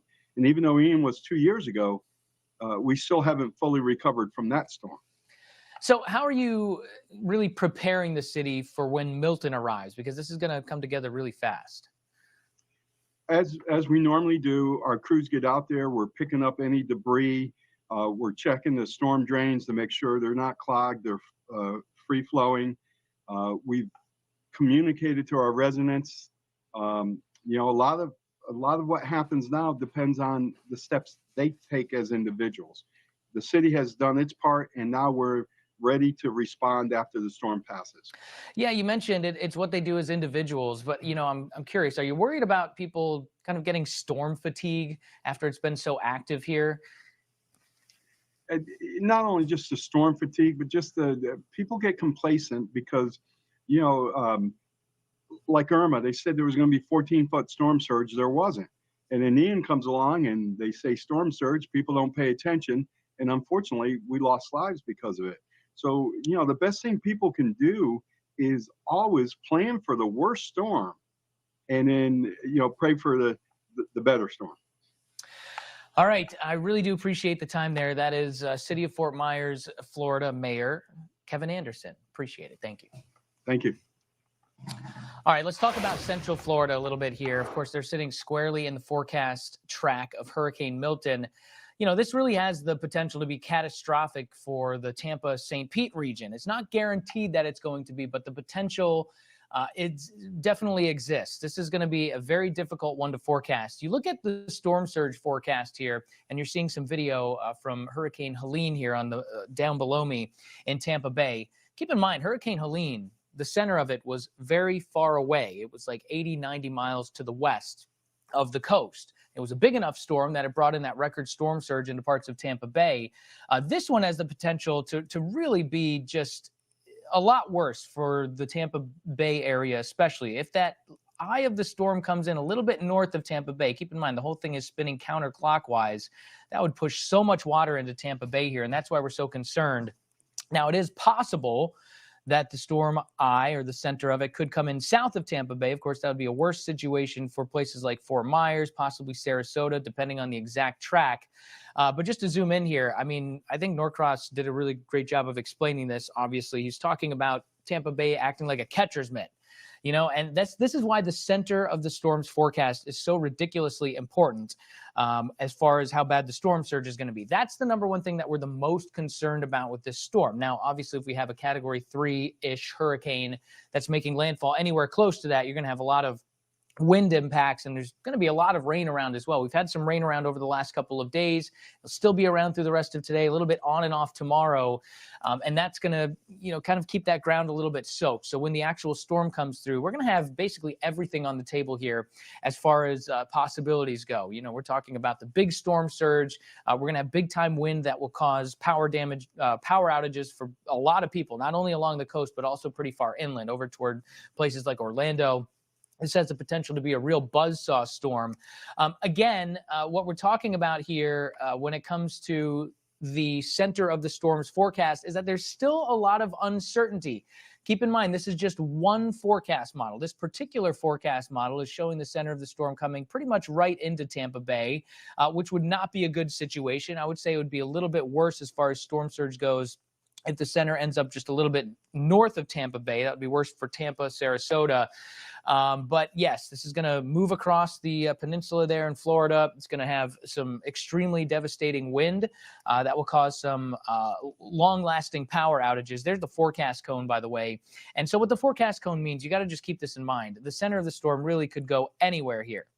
Could be on the north side of the cone, could be on the south side of the cone, could be in the middle of the cone. There actually is a lot of uncertainty with this storm. It's very different than a situation like Helene, where we really had a pretty good idea, a couple days in advance of where it was going to go. Now, just to give you an idea of what at least one forecast model is showing as some of the peak wind gusts, you're talking anywhere from 80 to 90 to 100 miles per hour, and probably even more than that, to be completely honest. And I would say, especially on the northern side of the storm, things could get pretty nasty. So that is central Florida. I want to go down a little bit farther toward the south and talk about what the threat's going to be for you guys down in South Florida. Now, again, a lot of this really depends on what is going to be the exact track that the storm takes. Fort Myers, especially out along the beach, out along some of these barrier islands out there, took a pretty bad hit from Helene and still cleaning up from that. Now, of course, when you think of Fort Myers and the big hurricanes that have come through with big storm surge, you think of Hurricane Ian a couple of years ago. That was a kind of a worst case scenario. But boy, the possibility still exists here that this could be very bad for Fort Myers. I would say this about the Fort Myers area. You guys are guaranteed storm surge more than, I would say, a place like Tampa, because let's say that the storm comes in a little bit south of Tampa Bay. Then you actually don't get terribly significant storm surge up here at all. But either way, whether the storm stays on the north side of the cone, the middle of the cone, kind of the middle bottom of the cone, you're still going to get storm surge in Fort Myers. The only scenario where you don't get any storm surge there is if it would go outside of the cone farther toward the south. I'm talking about the center of the storm. So I would say really prepare for some of this storm surge. And again, like Norcross was saying, don't really pay attention to the exact colors on this map. Anywhere that you see any colors, yellow, orange, red, those are places that really have some high potential at being underwater if this storm surge situation pans out as it may. Now, again, we'll look at the kind of the forecast radar here. And again, this is just one forecast model. This is the same one we looked at when we looked at Central Florida. It looks like the rain actually kind of dies down a little bit tomorrow. We'll still have some scattered showers around here and there, but I'd say the majority of the rain through the rest of today. We catch a little bit of a break tomorrow, and then we get more rain coming in on Wednesday, obviously, with the push of the storm. The landfall time, we're talking sometime probably during the evening. That looks most likely. And of course, you've got to give or take a little bit. It might go a little bit faster than that. It could come in, around midday into the afternoon. It could come in very late during the overnight into Thursday morning. So there's actually a lot of uncertainty with this storm that remains, that we've got to kind of iron out in the forecast over the next couple of days. So a lot to talk about here, and we'll have more coming up after the break. Florida is racing to prepare for Hurricane Milton, with the debris from Helene just still littering the streets in some spots. Look at this in Tampa. The clock is ticking to prepare, so get ready now. You're watching Fox Weather, your Hurricane HQ.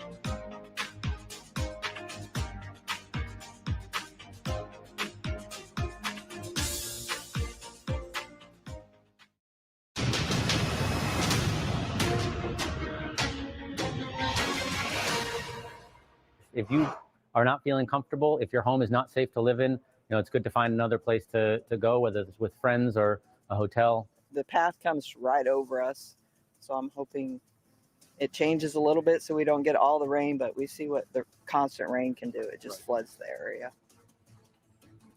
Hey, thanks a lot for joining us. I'm Ari Solari, and boy, we've got a serious situation that is unfolding here in the Gulf of Mexico. We've got a Category 5 hurricane. It's in the Western Gulf right now. It's going to be moving east toward the west coast of Florida. I'm sure you've heard about this if you live in Florida. Just in case you haven't, here's the latest. Again, Category 5, Hurricane Milton. That's as of 11 a.m. from the National Hurricane Center. Max sustained wind of 160 miles per hour. It's a compact storm. It's a very small storm radius-wise as compared to Helene. But look at that pressure, 925 millibars. Meteorologically speaking, that is a very, very low pressure that you only see in extremely high-end hurricanes. This thing strengthened so ridiculously fast. It was a 100-mile-per-hour storm this morning at 5 a.m., and now it's a Category 5. So, I mean, geez, what a 60-mile-per-hour change in strength over just a couple of hours here. Now, you notice with the forecast going, it's still rather wide when it gets to Florida. And the timing on this probably makes landfall sometime late on Wednesday, sometime between the afternoon and the evening, give or take a little bit.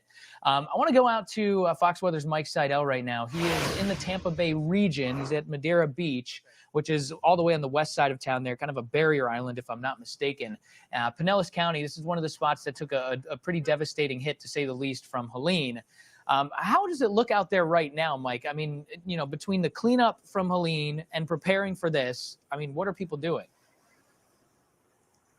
They're trying to get ready for the next one. It just hit here a week ago Thursday, and we'll pan down the street once again because you see the piles of debris.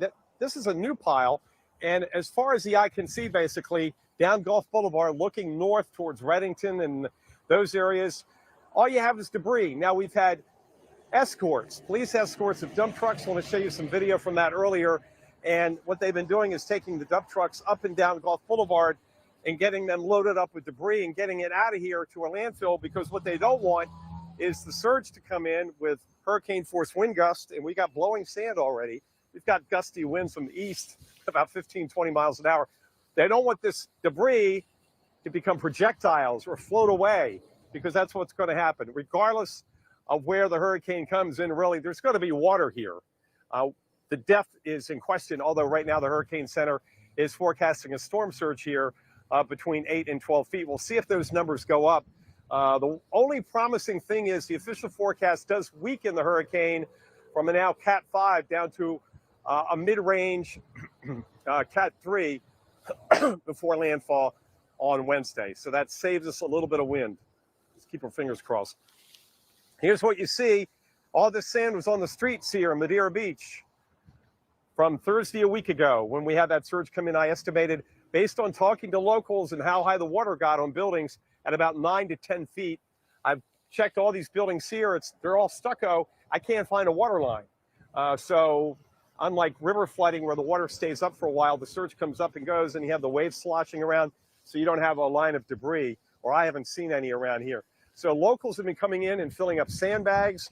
And also we've got a construction crew. They're trying to get this heavy equipment, this metal, out of here, and they're going to take that all the way inland to Highway 19. That was here through Helene, but it did get jostled around, believe it or not, because of that surge. Remember, you got the surge, and then you had those huge destructive waves on top of the surge. And if you've ever been hit by a wave on the ocean or Gulf, even a 3-foot wave will knock you down. So think about the force of the water. So we're just waiting for those watches, storm surge watches and hurricane watches already to be upgraded to warnings. Now it's just a matter of time. Fortunately, today it's been dry, even some sunshine. Tomorrow we don't expect a lot of rain in this area, so that's a good couple of days to get what you need to do, to get it done. The issue here on many of these properties is all the contents, everything in the interior were trashed. The buildings are fine. I mean, look at this. No windows were blown out here. The power's back on. But if you're below the second floor, and even on some second floors, the surge came in.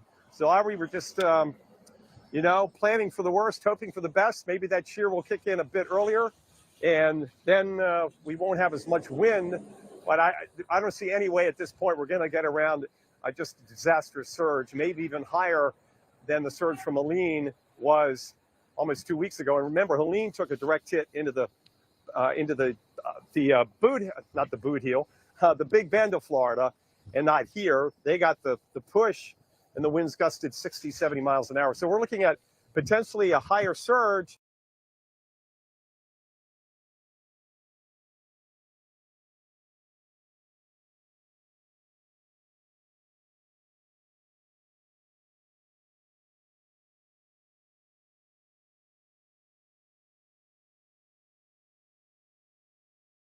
Always assume that a power line that's on the ground is still live and stay away from it.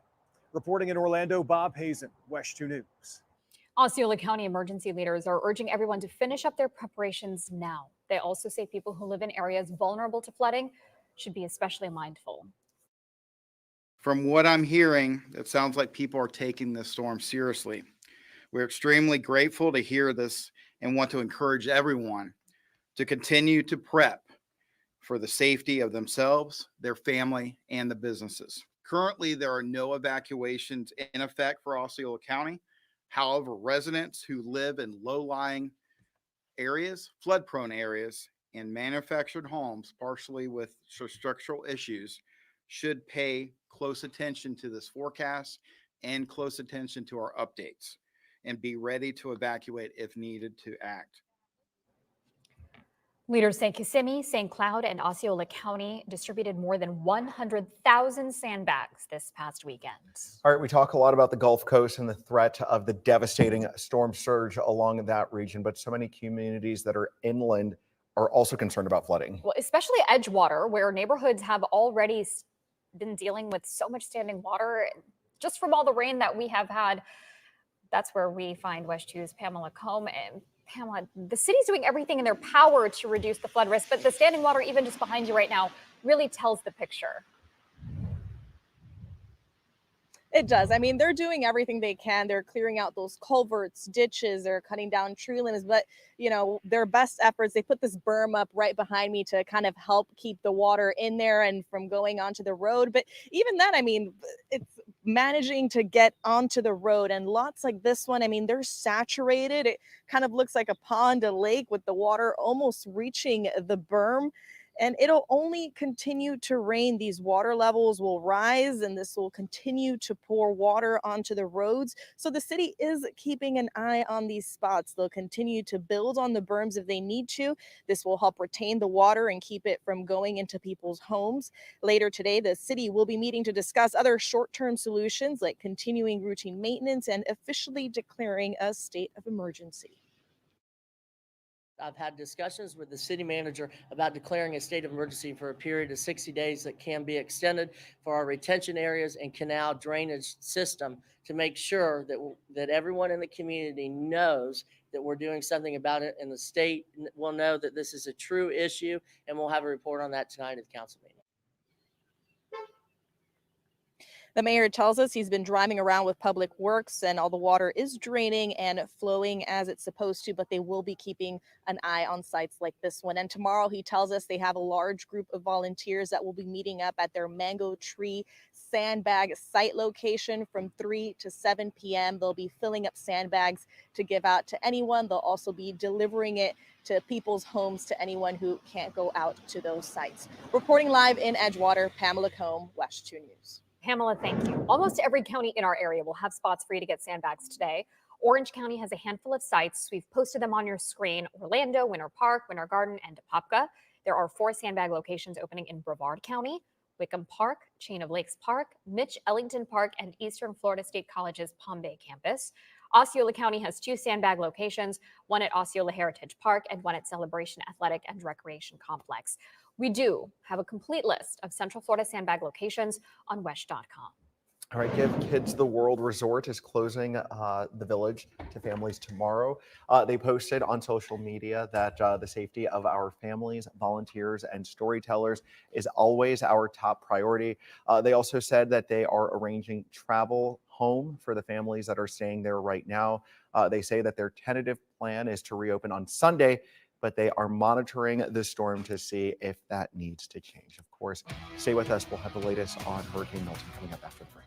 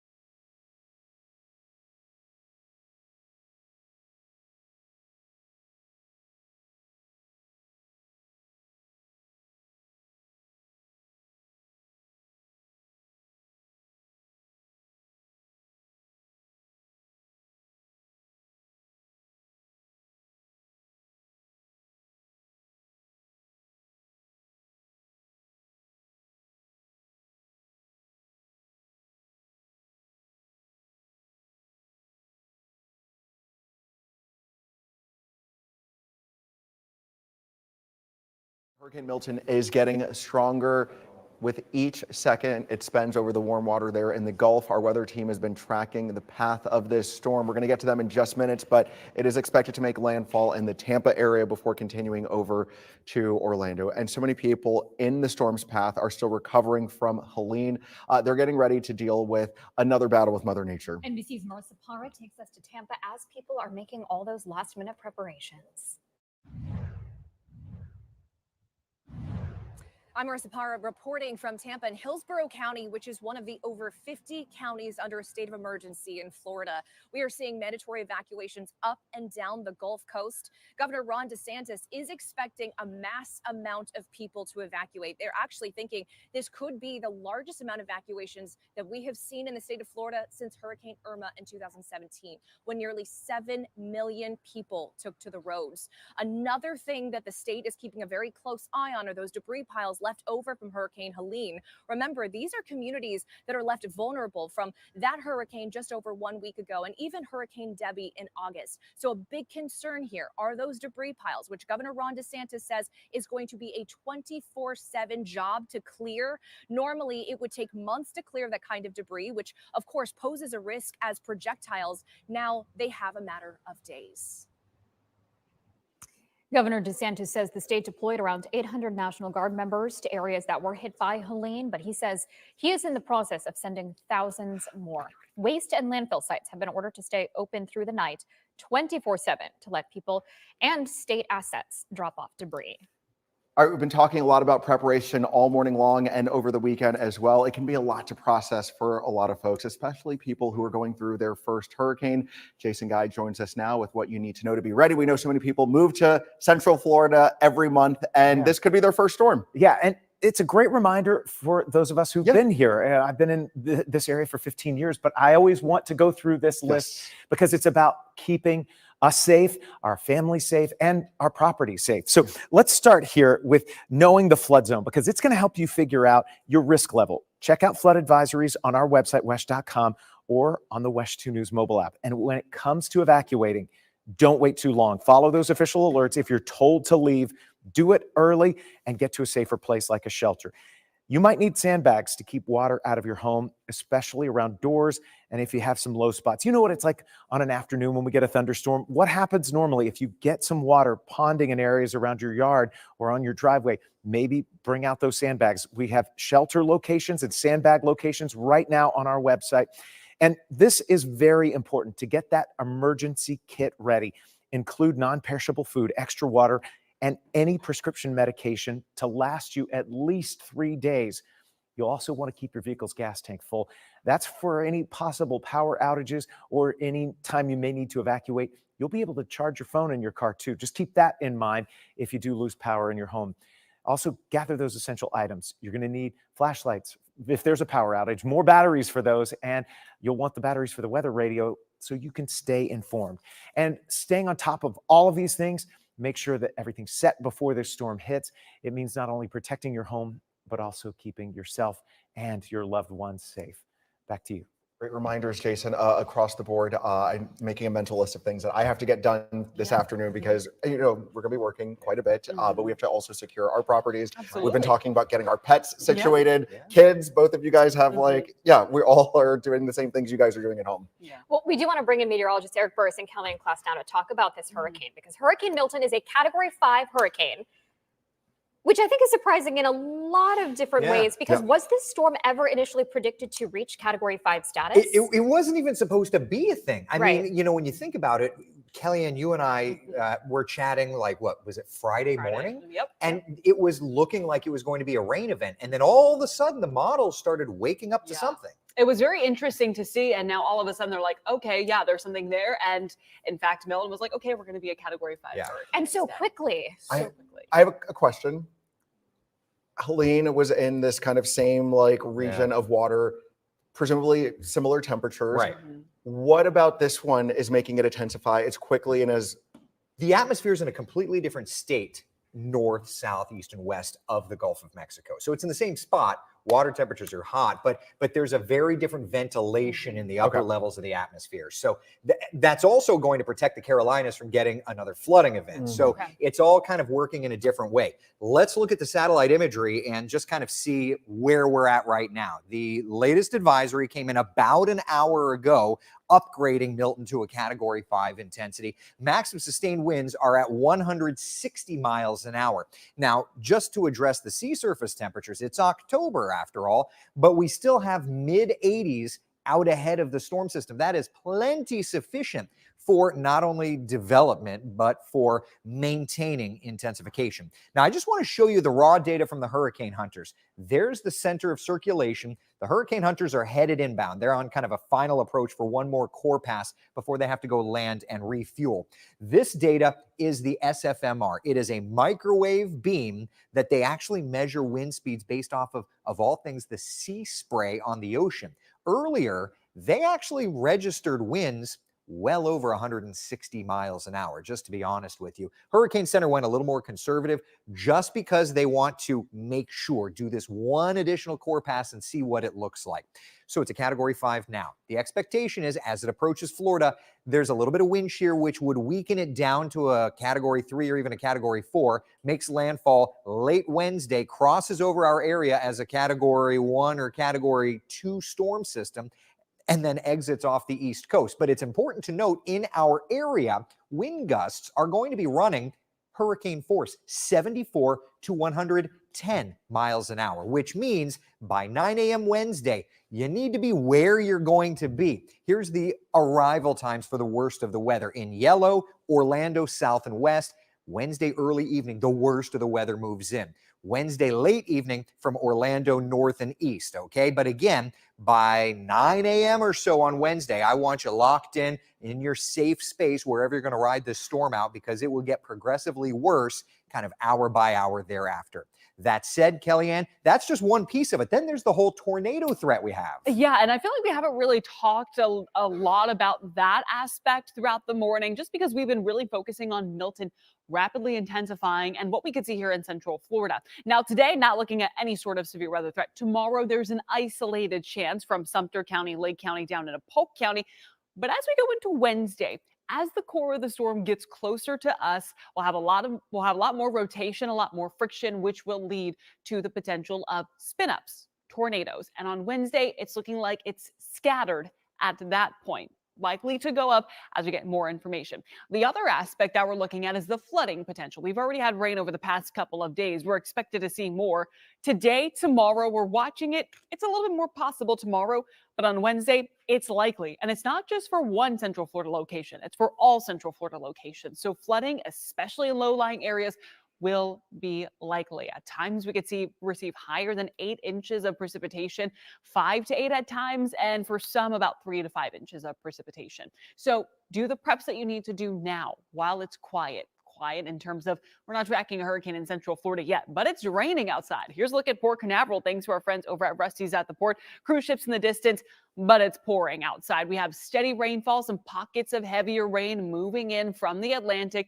At the same time, some heavier rainfall right off the coastline. But this is what we're going to be looking at for the rest of the day ahead, is rain. So as you get your preps done, just have that umbrella with you, have that rain gear with you. It's an impact just because of all of the rainfall that we have throughout the day today. Things should start to settle down overnight, but we'll still keep some lingering showers around tomorrow, up to about a 50% coverage of rainfall. And then as we go towards Wednesday and Thursday, that's when we track Milton moving across Florida.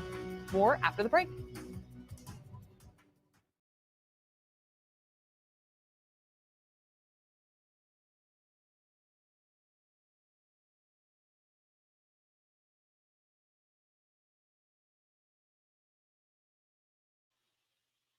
Welcome. For those who are watching us on the Make We Talk program, we're going to break away from all of this and go do some more research and some things I'm working on. So thank you all for watching our extended coverage of the hurricane. As you all know, Hurricane Milton is now a Category 5 hurricane. Yes, it is now a Category 5 hurricane.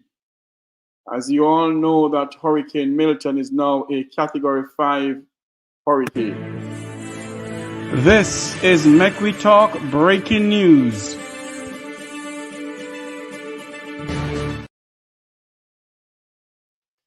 Yes, as you all know, that Hurricane Milton has been upgraded to a Category 5 hurricane. We just have to just pray and ask God to see us through with this one. As I said before, where I am right now, it reminds me of when Hurricane Gilbert was threatening to come to Jamaica. That's what it's remind me of. The atmosphere remind me of it. Thank you all for coming and thank you all for watching. Until you hear our next broadcast again, God bless you. May God bless Jamaica land we love. Keep us in your prayers.